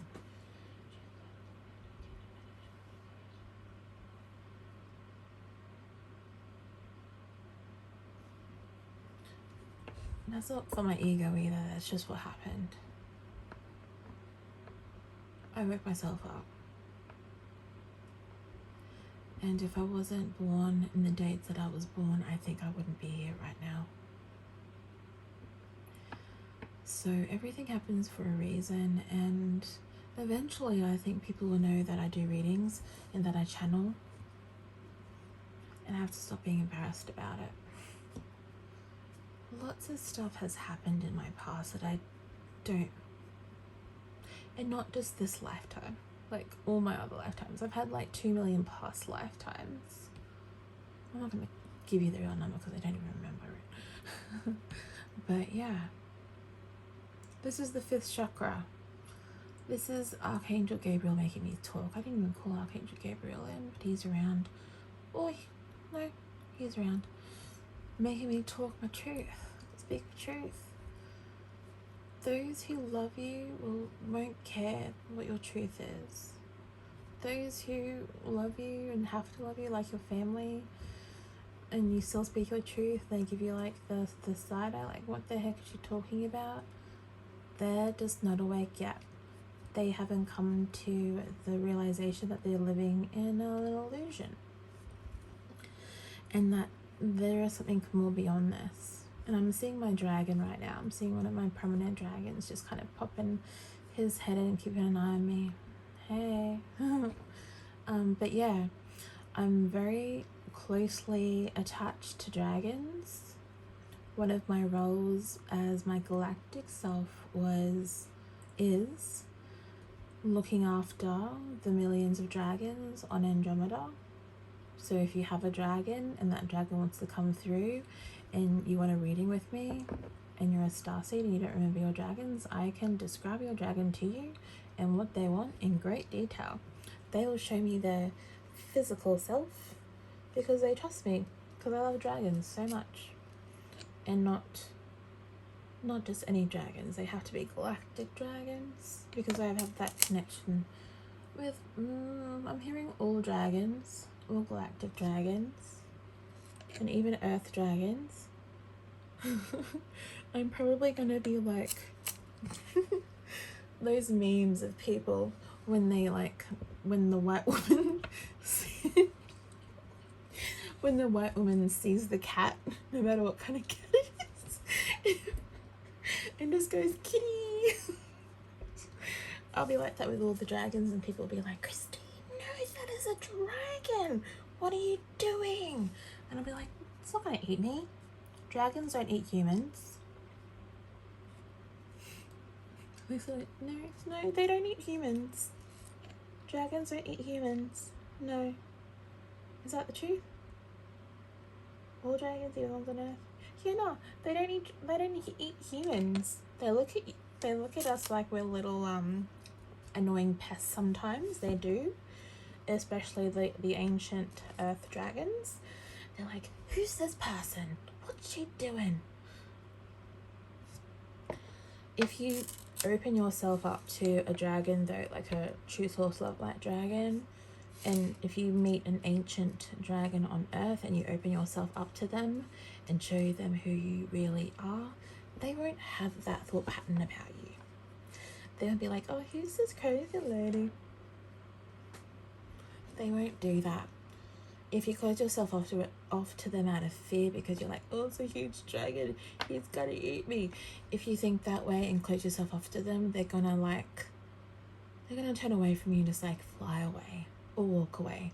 I'm seeing like a massive dragon body just kind of walking away, waddling, its tail going whip whip in like the palm trees, wherever this is. I have no idea where this is. Probably Lemuria, Agartha, underneath the earth. They'll look at you and be like, this is a human, this human is scared, this human doesn't know who I am. So this huge dragon body's gonna turn around and be like, I'm gonna get back home now. What a waste of time that was. But if you're open to them, a lot of starseeds are open to dragons. They'll talk to you telepathically before then you can like communicate with them. They will only talk to you telepathically though because they can't talk human talk. They're very ancient creatures. They need respect. They deserve respect. They're very powerful. They have a lot of magic. But if you want to kill a dragon for their like properties or whatever, don't do that. You're not going to get anything from them that way. That is not how you get magic from a dragon.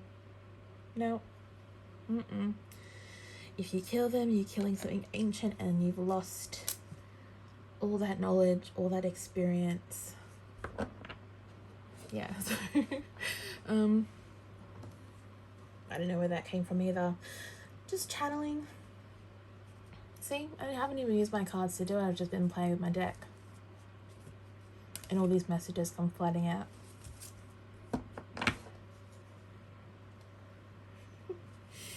But yeah, dragons. I love dragons so much and they know that. I tell them all the time. Oh, they think I'm crazy. Daughter value. That's coming out too. Oopsie. Know your worth. Not about money. Spiritually know your worth. Know who you are. Know what you can bring to the table. Even if you're fearful of the reaction you're going to get. This is still like coming from Archangel Gabriel to get me to speak. But yeah. Know your worth. You're worth a lot. There's so much within each and every one of you who watches this reading. I think I'm going to have to link a little bit to TikTok.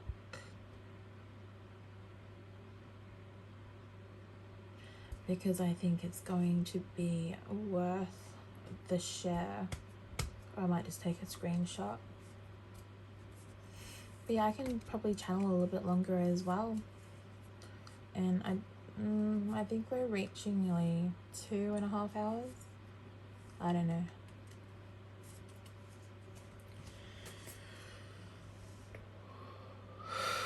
Who am I channeling right now? Creator, Archangel Michael, Archangel Gabriel's energies come through. Archangel Metatron, Seraphim Angel Raguel.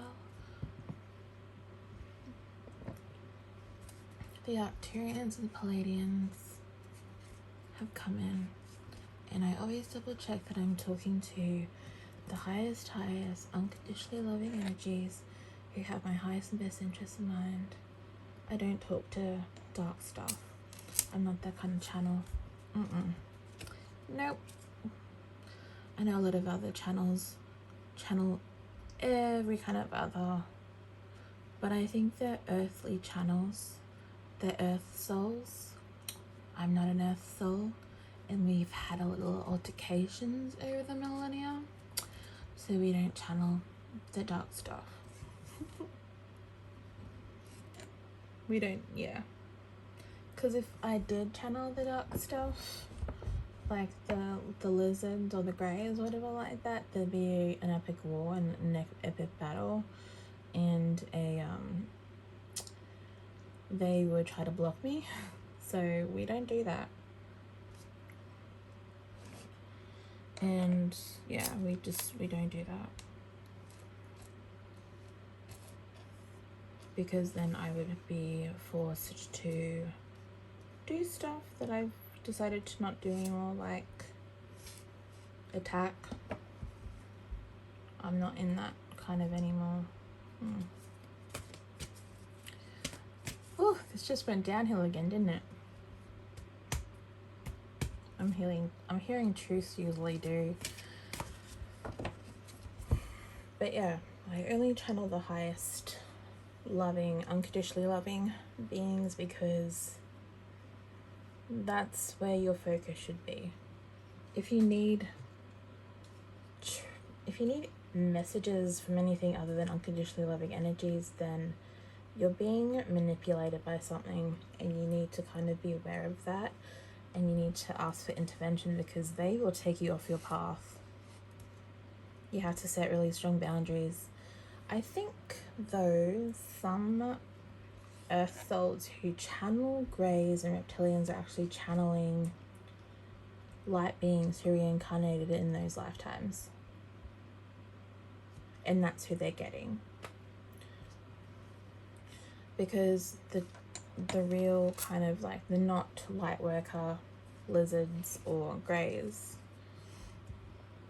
they wouldn't sit and talk with someone like that.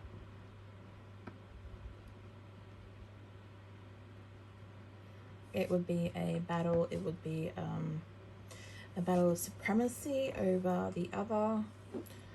The light worker would have to call in their guides, and then the lizard or grey would get arrested and transmuted, because the law of free will is like one of the biggest laws that the dark try to get around, and sometimes they don't. So then you can call them in, and well, call in your guides, not them in. Don't call them in, and get them arrested and removed from your energetic space. But if they interfere with you in the 5D, they can't even reach 5D. The dark souls of the lizards and greys, they can't reach 5D because they don't go any higher than 4D. They just can't get there. And that's why focusing on unconditional love is so important. And unconditional love is not without setting boundaries. Unconditional love is healthy. It's a healthy kind of love. Ooh, I feel like we've taped this out again. We are moving to same deck, different messages. Yes, that's true.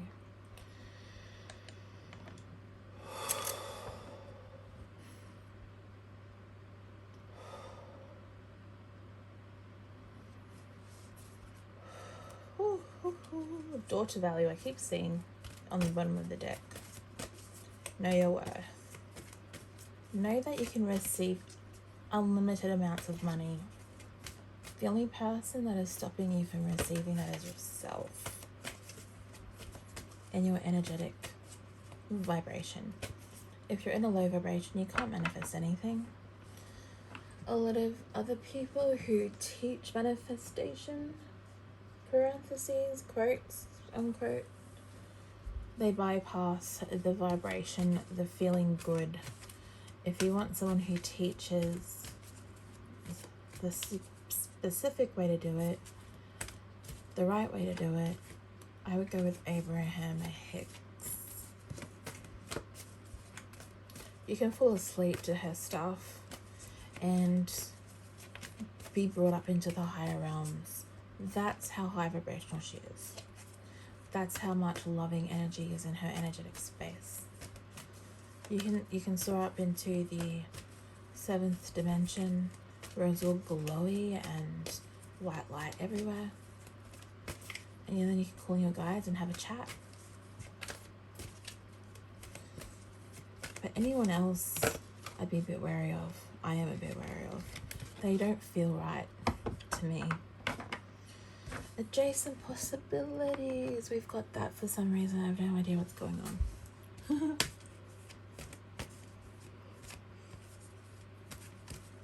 They said they'll tell me when I tell you. Okay.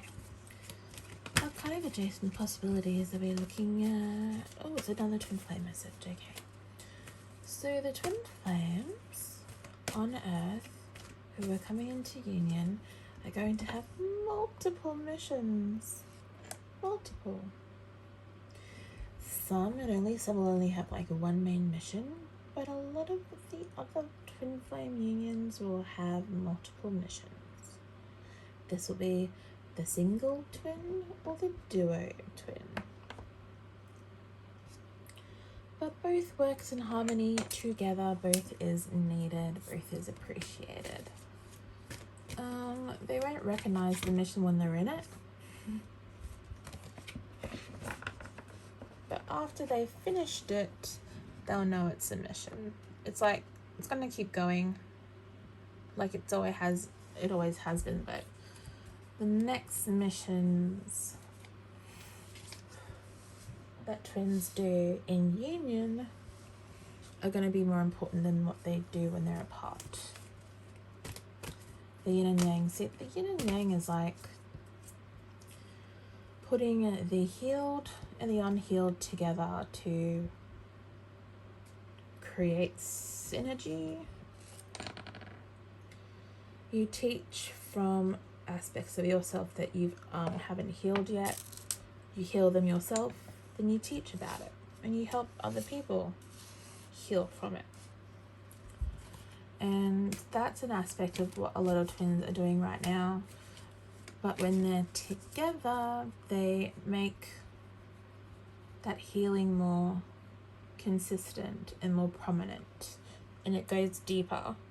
Because if you're a client visualizing and seeing the divine masculine and the divine feminine twin flames together, and they're healing you together, like you've consulted with them and they're just together, that energy on an unhealed person who is seeking healing and aware of what's going to happen and can anticipate what's going to happen with the twin flame when they're together, and knows that the energy is going to be really, really strong and impactful. That's what the duos, the couples, twin flames are going to do when they go around healing people. Okay, if you are doing something in the creative world and you're an artist and you're doing more stuff on a global scale, okay, your twin flame, whether it be you or them, will always be in your vicinity, will always be close by.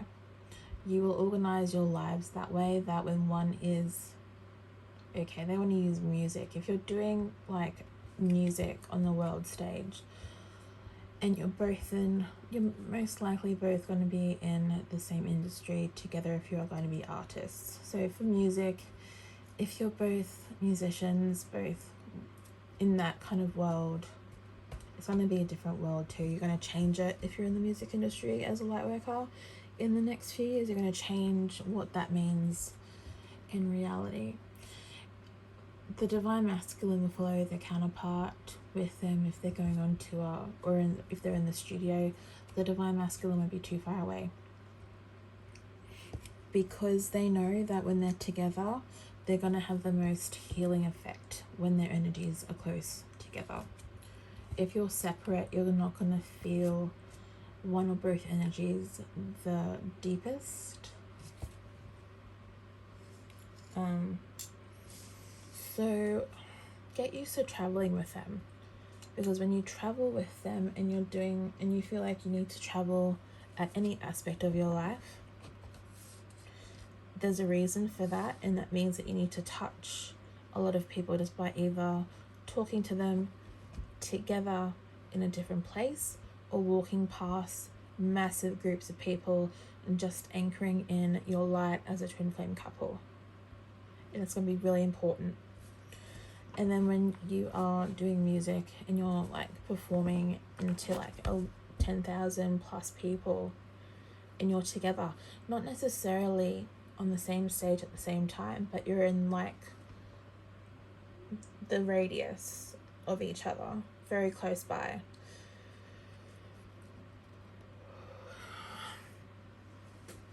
The energy in that room is going to be really, really healing. Ooh, like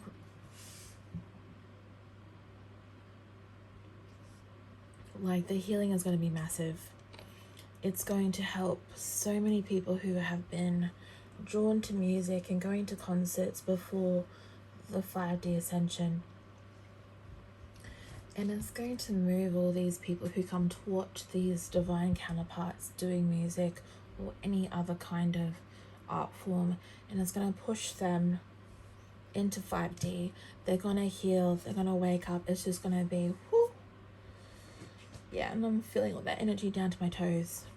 It's going to be the twin flame, if they're doing the arts together, if it's their mission together, and usually if one is not in the industry of their twin, but their twin is in the industry they're meant to be in and for their soul mission, the one who's not in the industry will be pushed into it.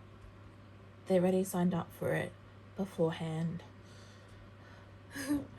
They're gonna have everything work out for them so that they are at their best to be able to do that.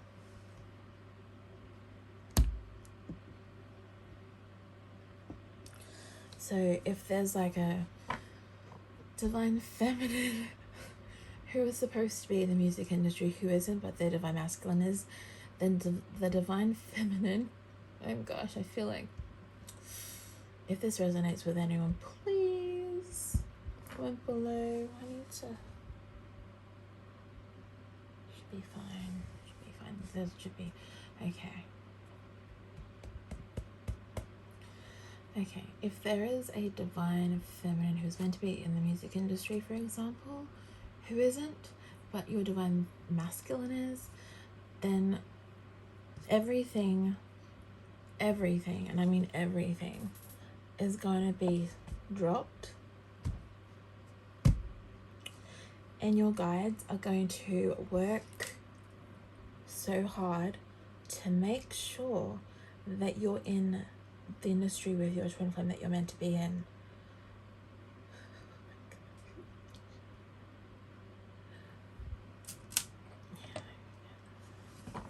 Yeah. So I saw action. The action will be swift. It'll be so fast. There won't be a... If it's for you, you can't stop it. You can't. It's for you for a reason. You signed up for it before you came to Earth, and you have to complete it. Otherwise, you come back again to do the same mission again.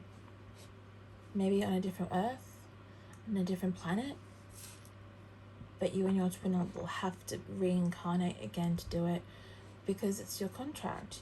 This is your main reason for being on Earth, no matter the art form.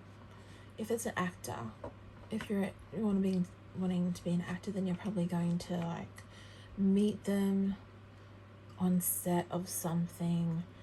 They could be crew, they could be an actor, but once you meet, then you're going to be drawn together quite a bit. And like every movie, TV show you do, either you both will be together in it,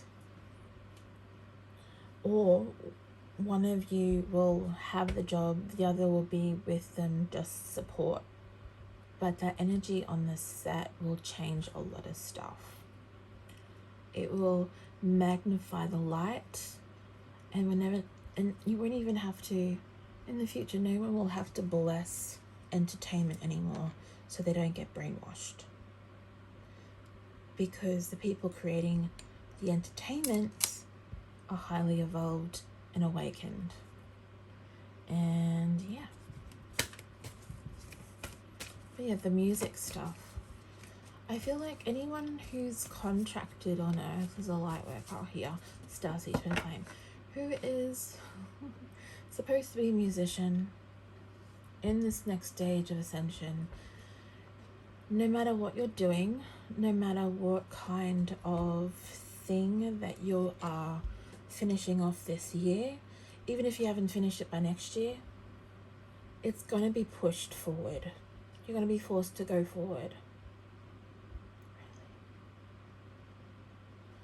So if your guides tell you that you need to kind of wrap things up for this year, that's just an illusion to give you some control, because they know that you're probably going to keep thinking about the stuff that you haven't completed, that you want to complete, that you're probably going to go back and complete even if you're in union with your twin. So they're probably telling you that you need to wrap things up by the 12th, because you're going to be pushed anyway. So union for musicians. If you feel calling to be a musician, oh my gosh, if that's what your soul mission is, you're going to be pushed anyway, no matter where you are in life, wherever you are currently in your lifetime right now, you're going to be pushed. Your guys be like, yep, she's ready. And then you're clearly not ready. You're clearly not organized. You haven't completed anything, but you guys are going to be like, no, she's ready now. Let's get this done. That's very Arcturian of my guides, because I am channeling the Arcturians with that. They like organization.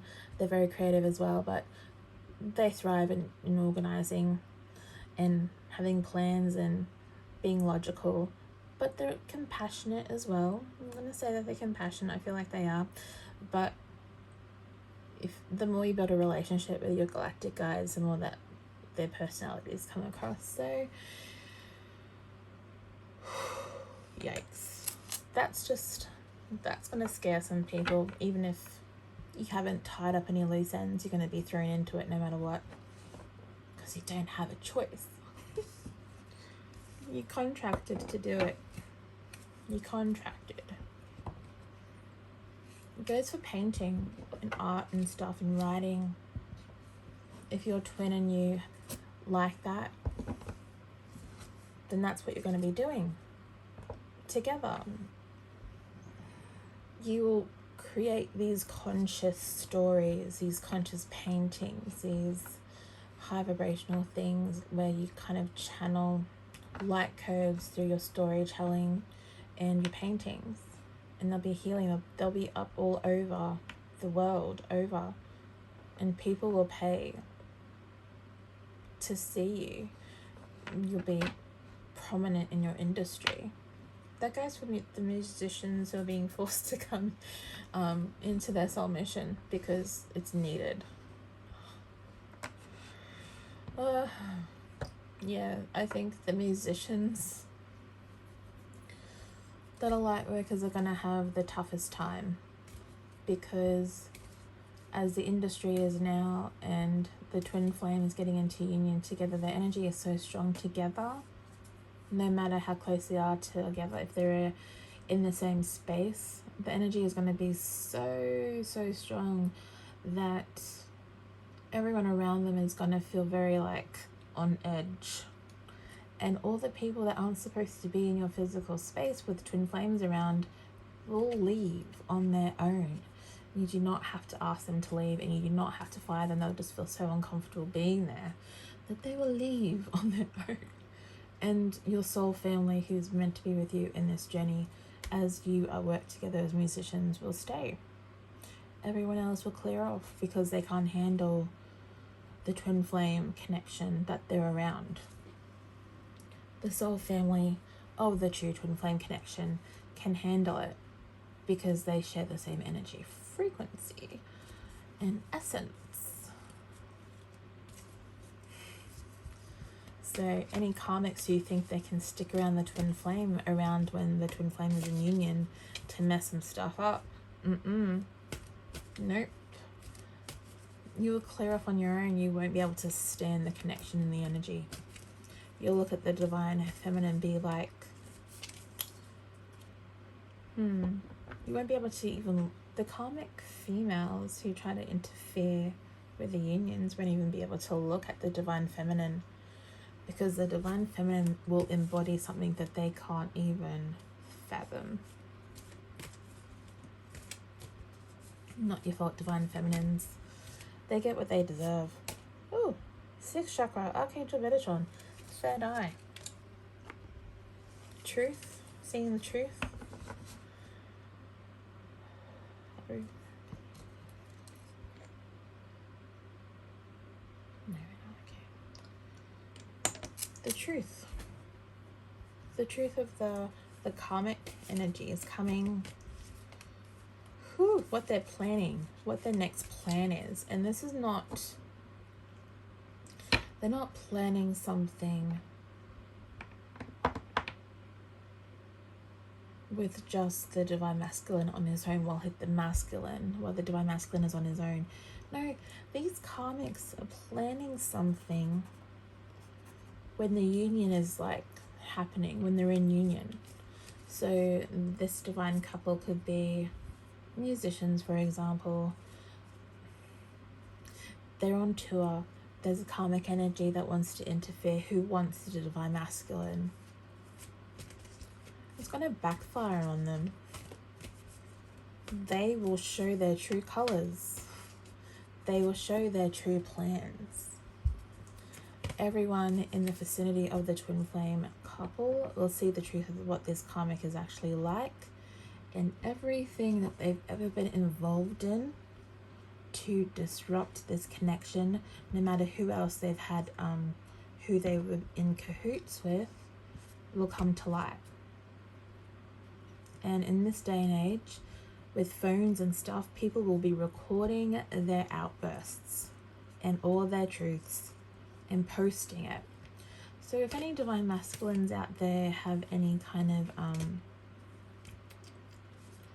hearings, law hearings, like because something horrible happened and you had to get the law involved, these karmics who interfered with the divine masculine so much will get some of the worst karma I've ever kind of felt. Like, it's just really bad for them.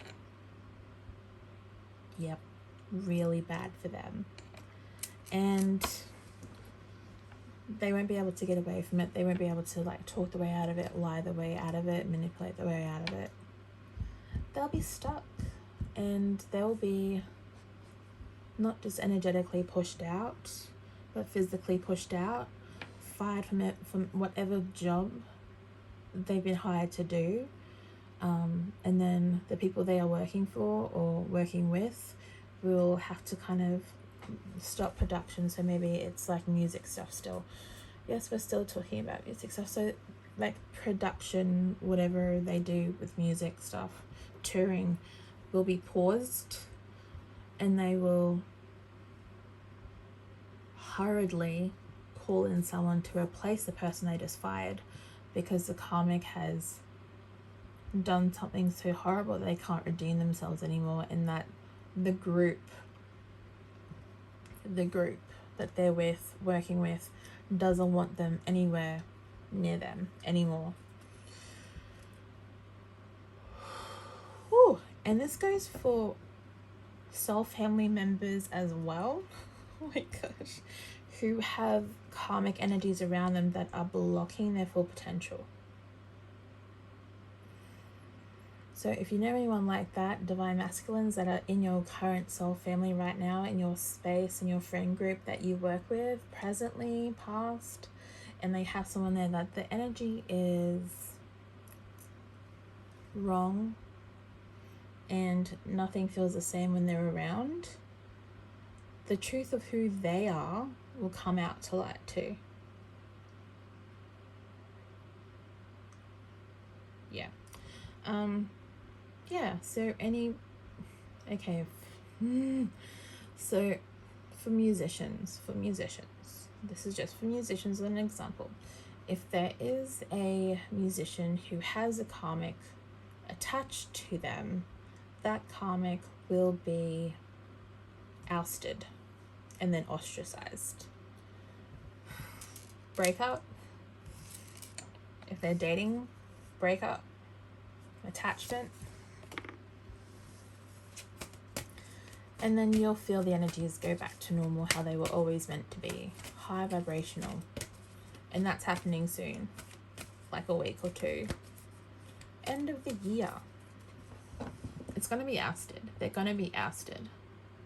They're going to be ousted. I've said that 3 times. It must be true.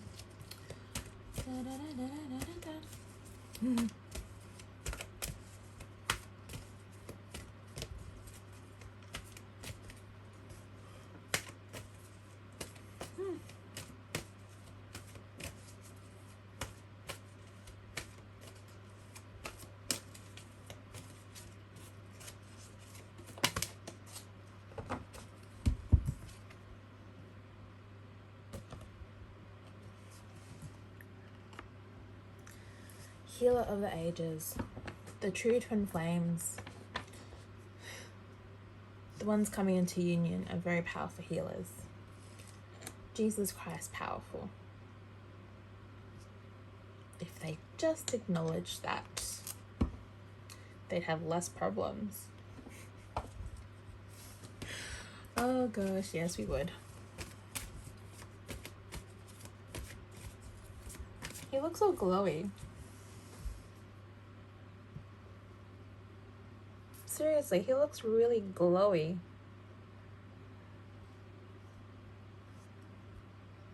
Is it just my phone, or is that what it actually looks like when the lighting's good? But yeah. Bye bye karmics, forever endeavor, endeavor.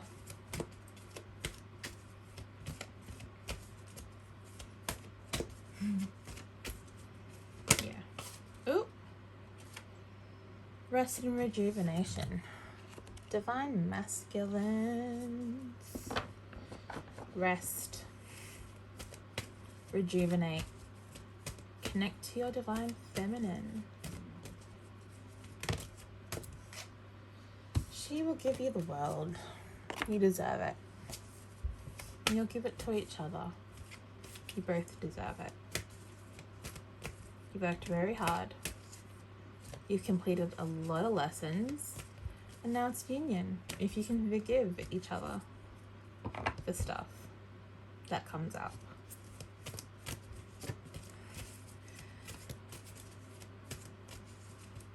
Forgiveness doesn't have to be immediate.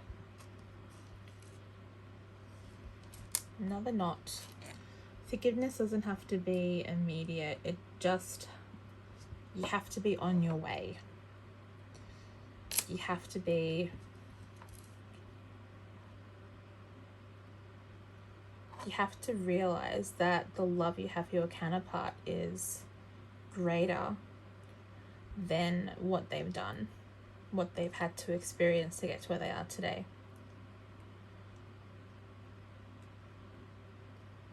If you can keep that realization in your heart space and allow that healing to take place, union is assured. And forgiveness is easy because when you look through your heart space, you get more clarity than if you're just listening to whatever is in your mind. But forgiveness is key to getting into union. Acknowledging the truth of how you feel, even if it's just silently within yourself, will also help with you releasing trust issues, hurt, pain, anxieties, worry.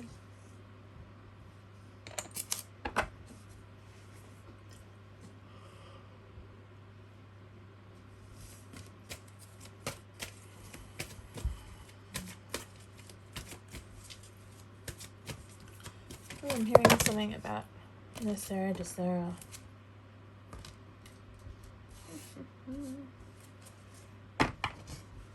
Do we want all these cards? Really? Which one's first? Okay. Which one's first? Okay. So I'm hearing Sarah to Sarah, and that's just the financial stuff, the financial reset. So I got financial constraints. The divine feminine in this part of the reading is in financial constraints and does want to depend on her true twin flame for assistance. However, money is on its way. A large amount of money is on its way. Not just a few $1,000s either, a few $100,000.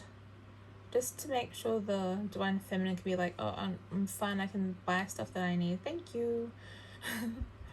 But if the divine masculine wants to buy you something, just say thank you and appreciate that he's giving you something. It's probably his love language, and you need to appreciate that in him. That came through. A masculine who likes to give is a good masculine. Okay, the garden and the gate.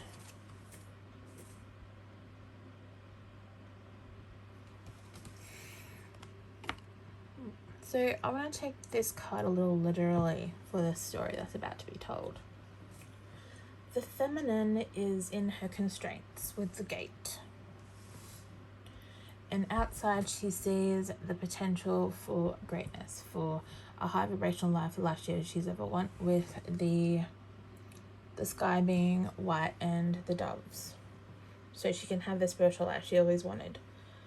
But she's still confining herself to this perspective, to this mindset that she doesn't deserve what she wants or what she knows that she deserves. She's still in that mindset that she doesn't really yet deserve it. Okay, so you think that way, you're going to stay that way. If you are fighting that mindset and believe you deserve what you want, that you are trying to manifest, twin flame, money, success, all that stuff, all the stuff that that you need to thrive, then you will have it, and the gate will open and you'll walk through it. Which is funny because the next card is walking away, and the gate is open and you're walking through it into the new life. You're looking back because you're like, am I sure I want to go yet? Am I ready? But the gate is already closing. The gate's closing on its own because your guide's just like, yep, she's ready, close the gate before she goes back.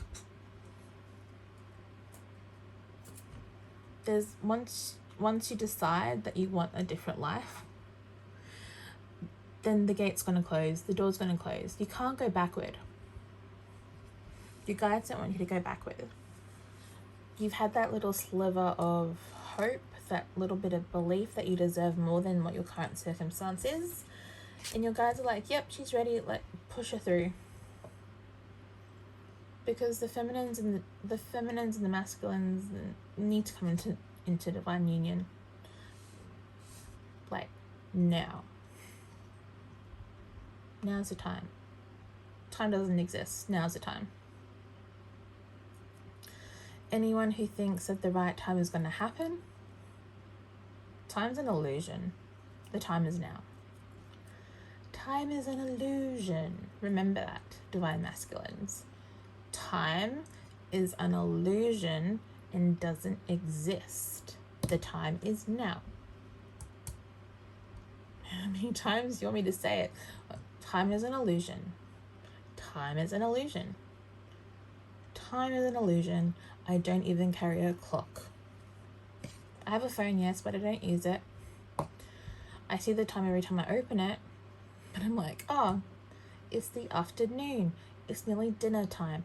Oh, it's the morning. I should have a cup of coffee. I don't even look at the number. I'm just like, oh, it's morning. Coffee. Breakfast. Ooh, it's afternoon. Dinner time.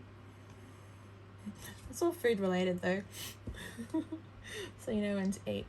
But I don't look at the time. I'm just like, oh, the shops are closed. But yeah. Time is an illusion, divine masculines. Time is an illusion. I'll say it one more time for the people in the back. Time is an illusion.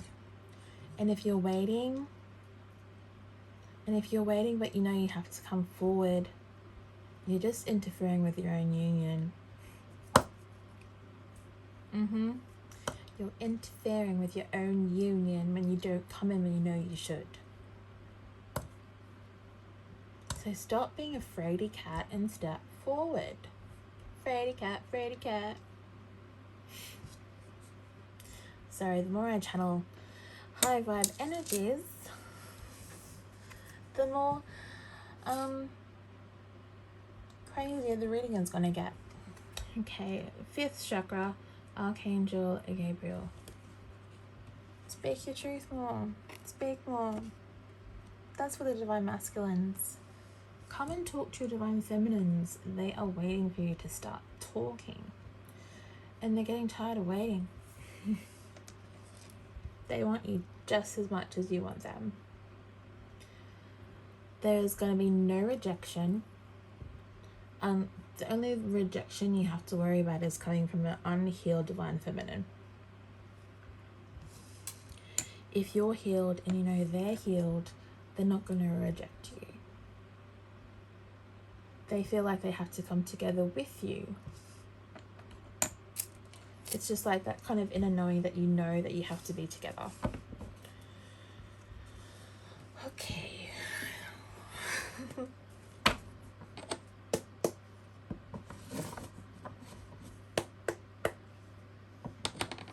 I think I like the simple setup.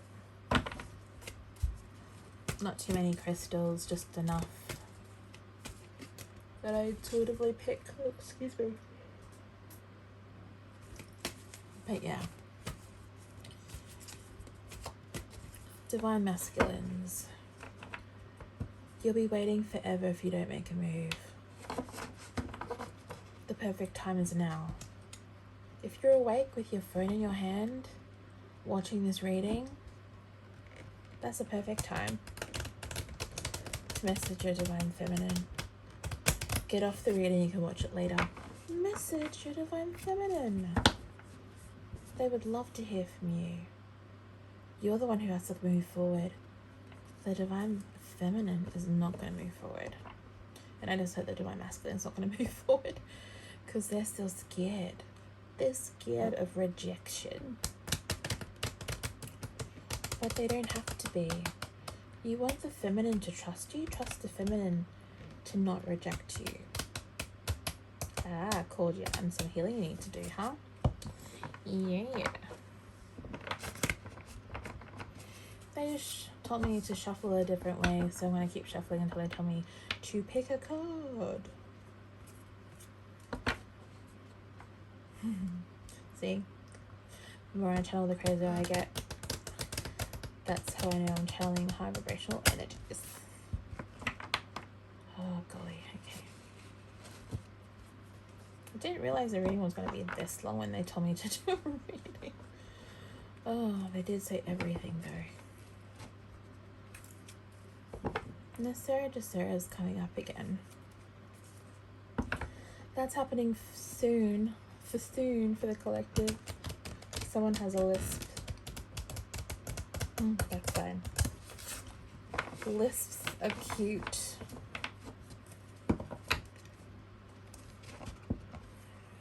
Stuttering is not cute. Well, lisps are cute. Okay.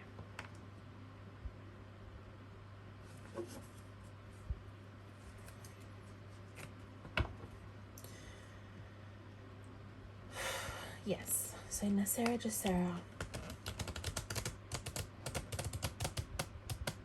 I'm seeing like Australia. It's gonna happen for Australia first. They're gonna do their allies. Australia's gonna do their allies. No, America's gonna do their allies first. And any government official in Australia who is not on board will be kicked out. Watch all the politicians get kicked out.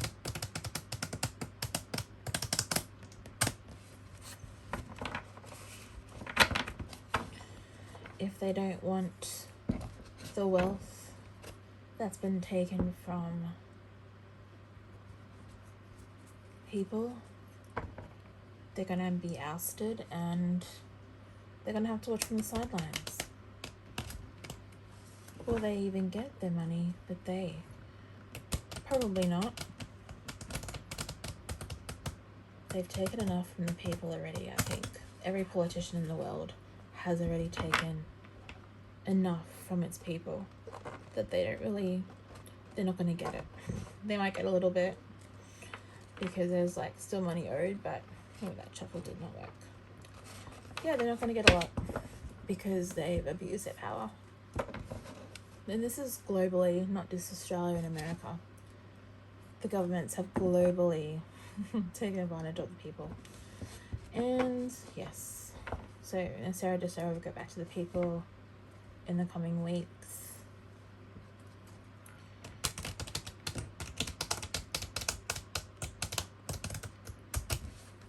There's really no worrying about it. The gold will be returned to the people. The wealth will be returned, and then money will be worth more, and there won't be any more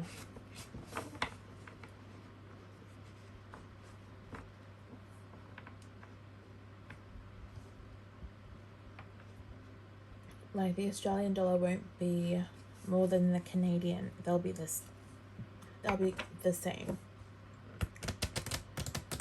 The money will just look different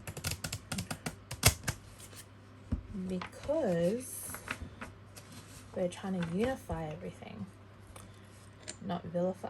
What does vilify mean? I have no idea. That just came through. Vilify. I feel like it's a bad thing.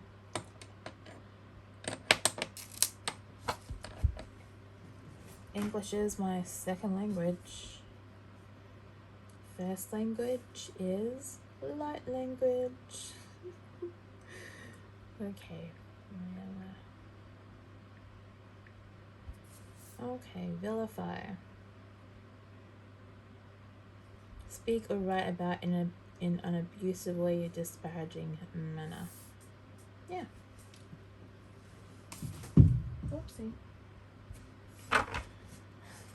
But yeah. Where were we? We're here. We've got some cards. Do we want these? Okay. Same cards, different messages. Sarah. Are we still talking about Sarah? Okay. So the money that is owed to a lot of light workers on Earth who have signed up for multiple lifetimes on Earth will receive their money first. How will they know? The Galactics will guide it to the people that are in need of it first. So light workers, starseers, twin flames who are dirt poor because the government knows who they are energetically and is stifling their abundance, setting blocks to them. The light workers, the starseeds will get it back. Daughter spirit, connect with your guides, connect with your spirit team of the light. Talk to them more about what's happening in your own reality. Don't trust all the messages you receive from channelers and tarot readers. Sometimes it's not specific to your situation because readings are general. And to know what's really going on, you need to speak to your guides. You need to talk to them. You need to ask your higher self, like, what's my next best move? You need to get back in touch with that side of yourself and stop looking outside of yourself to these sorts of things all the time. Sometimes they're good. Like, this reading is probably going to help a lot of people if a lot of people watch it. Maybe, maybe not. But yeah, your spirit team wants you to talk to them more. And you can do that so easily through your heart space. Always speak to them through your heart space. There's no interfering with love. Walking away. I don't know what that means. Walking away. What does that mean? Oop. I'm not taking notice of too many of them. But you're walking away from your old life. This end of year cycle, this December month, is you walking away from your old life and the old energies that have been holding you back.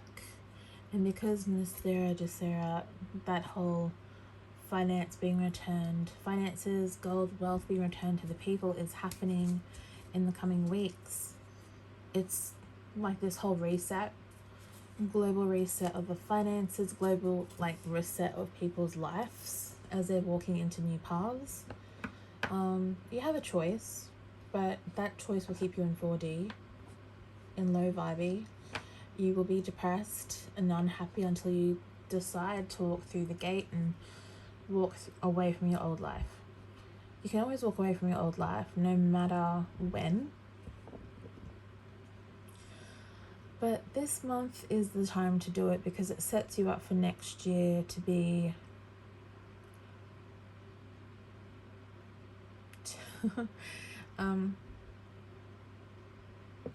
like connected to your soul mission, truly. Like starting anew, you're starting your soul mission in a new level, vibration, all of that. You can't let fear control your ability to move forward when you know you need to. It's so much easier to be where you are, but you're not completing what you need to complete if you're stuck where you are. You need to be brave and you need to go do.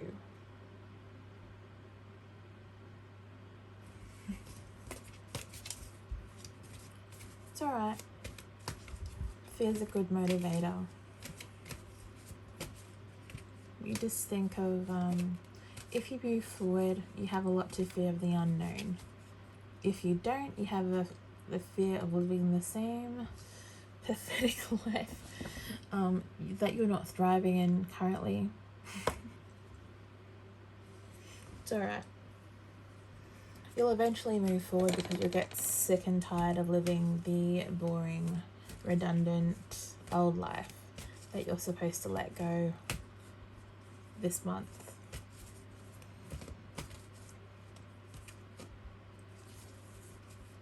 Once you do your quantum shift into the timeline of being in union and being in your soul mission,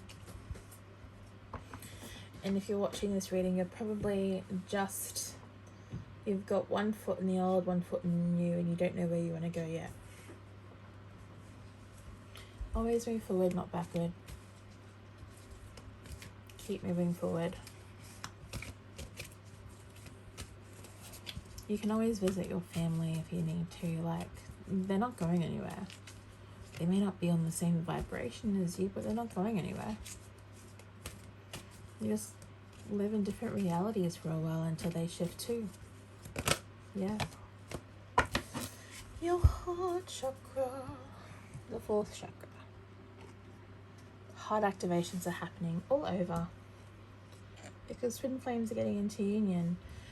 They're going to blast out a lot of people's heart chakras. The more they meld their chakras together, the more they are going to shift and open. The chakras are so many people. That's why you're needed to get into union. 11. The card is 11. Good number. But yeah, The feminines need to let go of their old life. The masculine can come in. The masculine is already in. If you think like the masculine is already coming in to communicate with you, to get into union with you, then that shifted the timeline.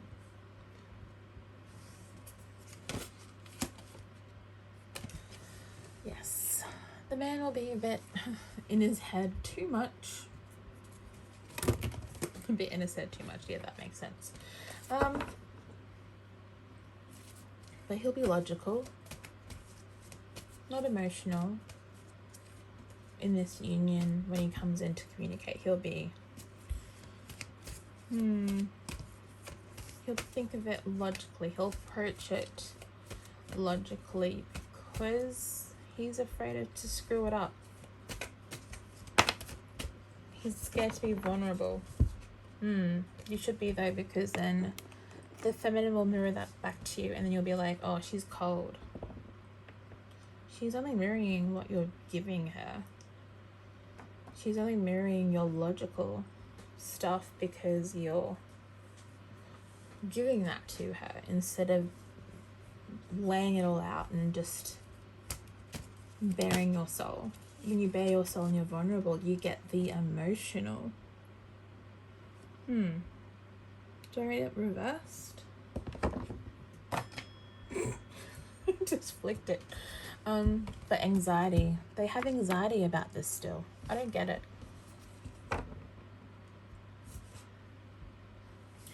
If you treat your communication with your counterpart, your divine feminine, as logical, you will receive that in turn. They'll mirror it back to you because they won't be feeling the love from you. They'll be feeling your brain. Brains are good, you need them. But the divine feminine wants to feel your love, not your logic. And who's got the feminines? The divine feminines will get anxiety from the fact that the divine masculine being logical at them instead of confessing how they feel. They're just, I think we should get in union. I think it's time. I don't know what that voice is, but that's my masculine voice when he's being a little silly. Because if you want harmonious union, divine masculines, if you want to start on the right foot, show your divine feminine how much you love them, how much you care about them. Not logic, not showing them, oh, I can give you this if we get into union. Like, don't bring your brain into it. Tell them how you feel. They're not going to share your communications with anyone else because they will be healed enough that they won't do that. And if someone asks them, oh, who you're messaging, they won't say shit. You're making them worry needlessly. Don't bring logic into it. Just bring your feelings. They're not going to reject you. If you feel a little anxiety to speak to your divine feminine, that's fine. Be honest about it. Tell them you're feeling a little unsure of coming forward. They will protect you when you are vulnerable. Your divine feminine will hold space and protect you when you come forward with your truth. And then they'll give it right back to you like you want them to. It's the balance card. It's the yin and yang. You get what you give and vice versa. You want to be strong to protect your divine feminine by bringing in logic. It's going to backfire because they'll just feel like you're distant from them. Logic, reasoning should only be used for critical thinking, not for romantic partnerships or divine partnerships like the twin flame connection. You come in with an emotional sense to emotionally connect with your divine feminine. You won't get them with anxiety. You will get them with this. The divine feminine that is nurturing, who is holding space for you, who cares about you unconditionally, who is holding a lot of love and space for you, who understands that you have anxiety, but they love you anyway, and they'll support you in it. And they won't care that you're like unsure of what to say and you're like got one word answers. But if you tell them, I'm a bit nervous communicating with you right now, don't take offense, be honest, put it out, lay it all on the table, they're not going to hold it against you. Honesty is what they want. They want you to show them your real self. Got it?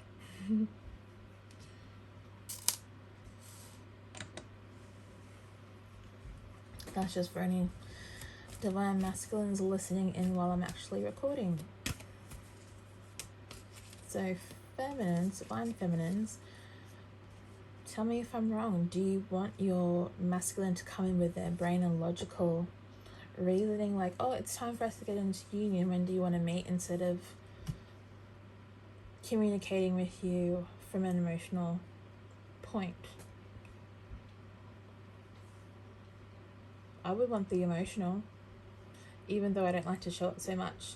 I would want my masculine to do it for me, so I feel as safe as he does to do it in return. To be as honest and upfront as much as possible. Even if it gives me the worst anxiety I've ever had. And texting is fine. No stuttering in texting. So what you gonna do? All tied up. Dudes, that's bottom of the deck. I just looked at it. Bottom of the deck. They're all tied up, but it's self-inflicted because they're doing it wrong. They're not coming from the heart space. They want the divine feminine to come from the heart space always, but they don't think that the feminine wants that from them. The feminine does want that from you. They do. They want your love. Why else would they be waiting so long for it? They don't want your brain. The brain's a part of you, but they want your unconditional love and support. That's what they want. That's what you want too. You're mirroring that to each other. So all tied up is self-inflicted. Are you going to continue to repeat these patterns? That you're going to let fear come between your connection? How much longer do you want the feminines to wait for you? I feel like if you don't come forward soon, the feminines are just going to give up on you and leave. And if you come in and out of fear, like, oh, she's left me, she doesn't want to come in anymore, she's moved on, she's living her life without me, that's like a different timeline. Oops, man down. That's a different timeline. That's an old timeline. It can't happen in this new timeline, the highest timeline. It's probably going to happen for like 5 seconds, but both counterparts will realize they made a mistake and come back. But if you feel like the feminine's going to leave you because you didn't step up when you're supposed to, when you feel like you have to, when you get that feeling that you're going to come forward and don't, your feminine's going to let you go and they're going to move on. They're going to be supported by their guides and they're going to move on.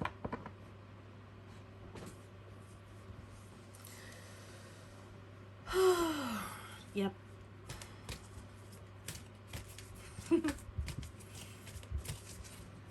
I feel like the masculines do this self-inflicted all tied up because they're used to it. They're used to being treated like crap from feminines, from other women, like mothers, sisters, cousins, friends, girlfriends.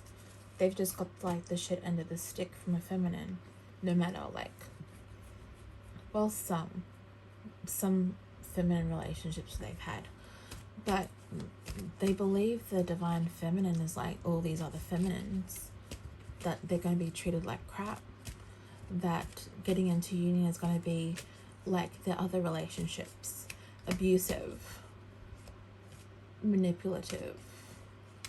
I don't know any other words that are bad, but just the most like they're going to repeat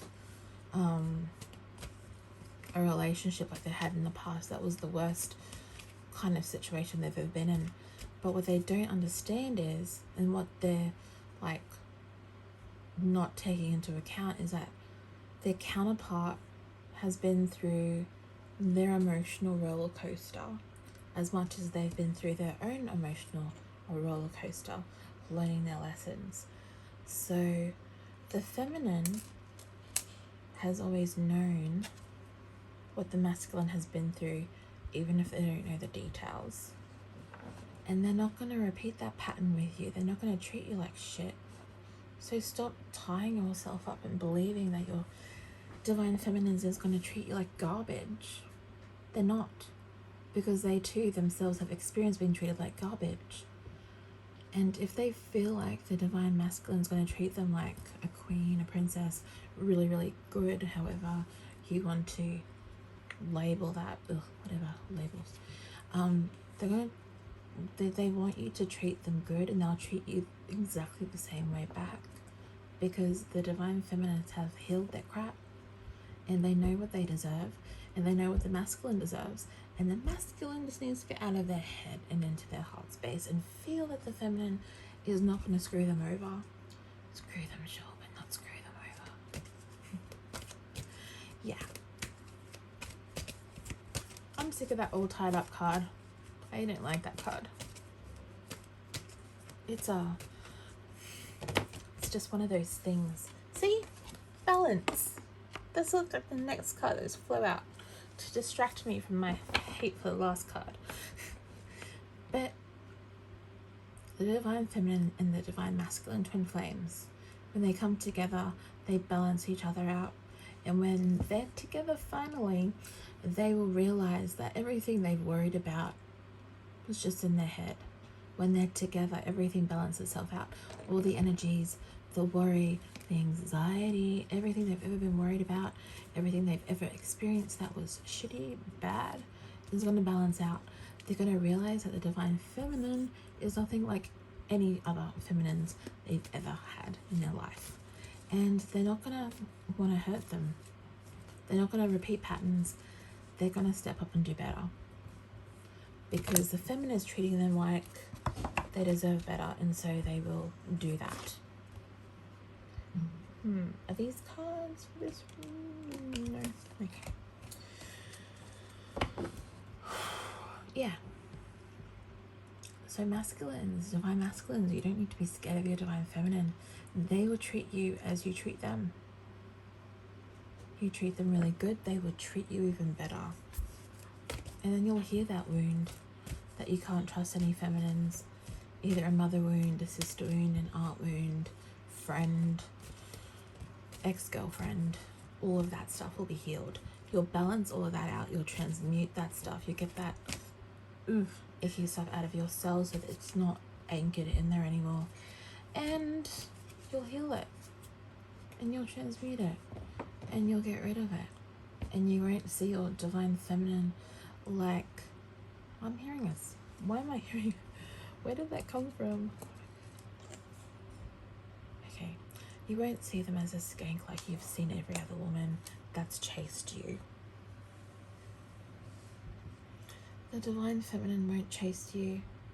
If you're running away, they'll just let you go and be like, okay, I'm going to stay here and watch a movie while you like go be crazy for a bit and like worry yourself sick.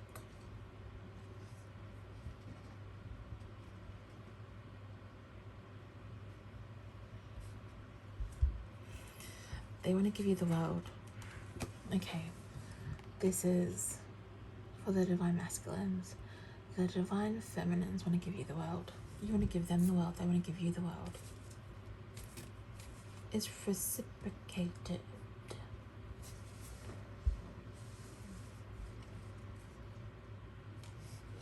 No more fear, guys. Come on. Let it go.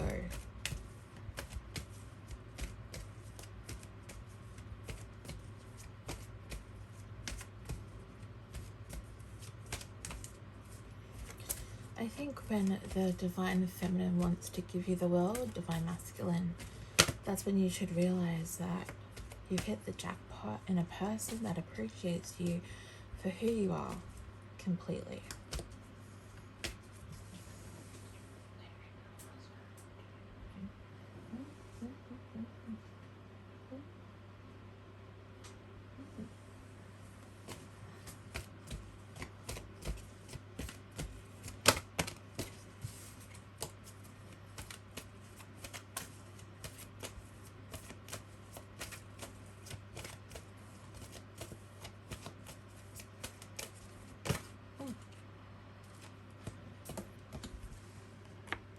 And we're going to leave it there. Are we? The angel of love. Your divine feminine is your angel of love. Unconditional love, not love with condition. They're bringing that into your world. When you communicate them from your heart, they're bringing love into your world. That's their purpose. Your purpose is to protect and love them. Their purpose is to unconditionally love you and accept you for who you are. Alrighty. No more messages. That's it. That was like a 3-hour long reading. Bye, everybody.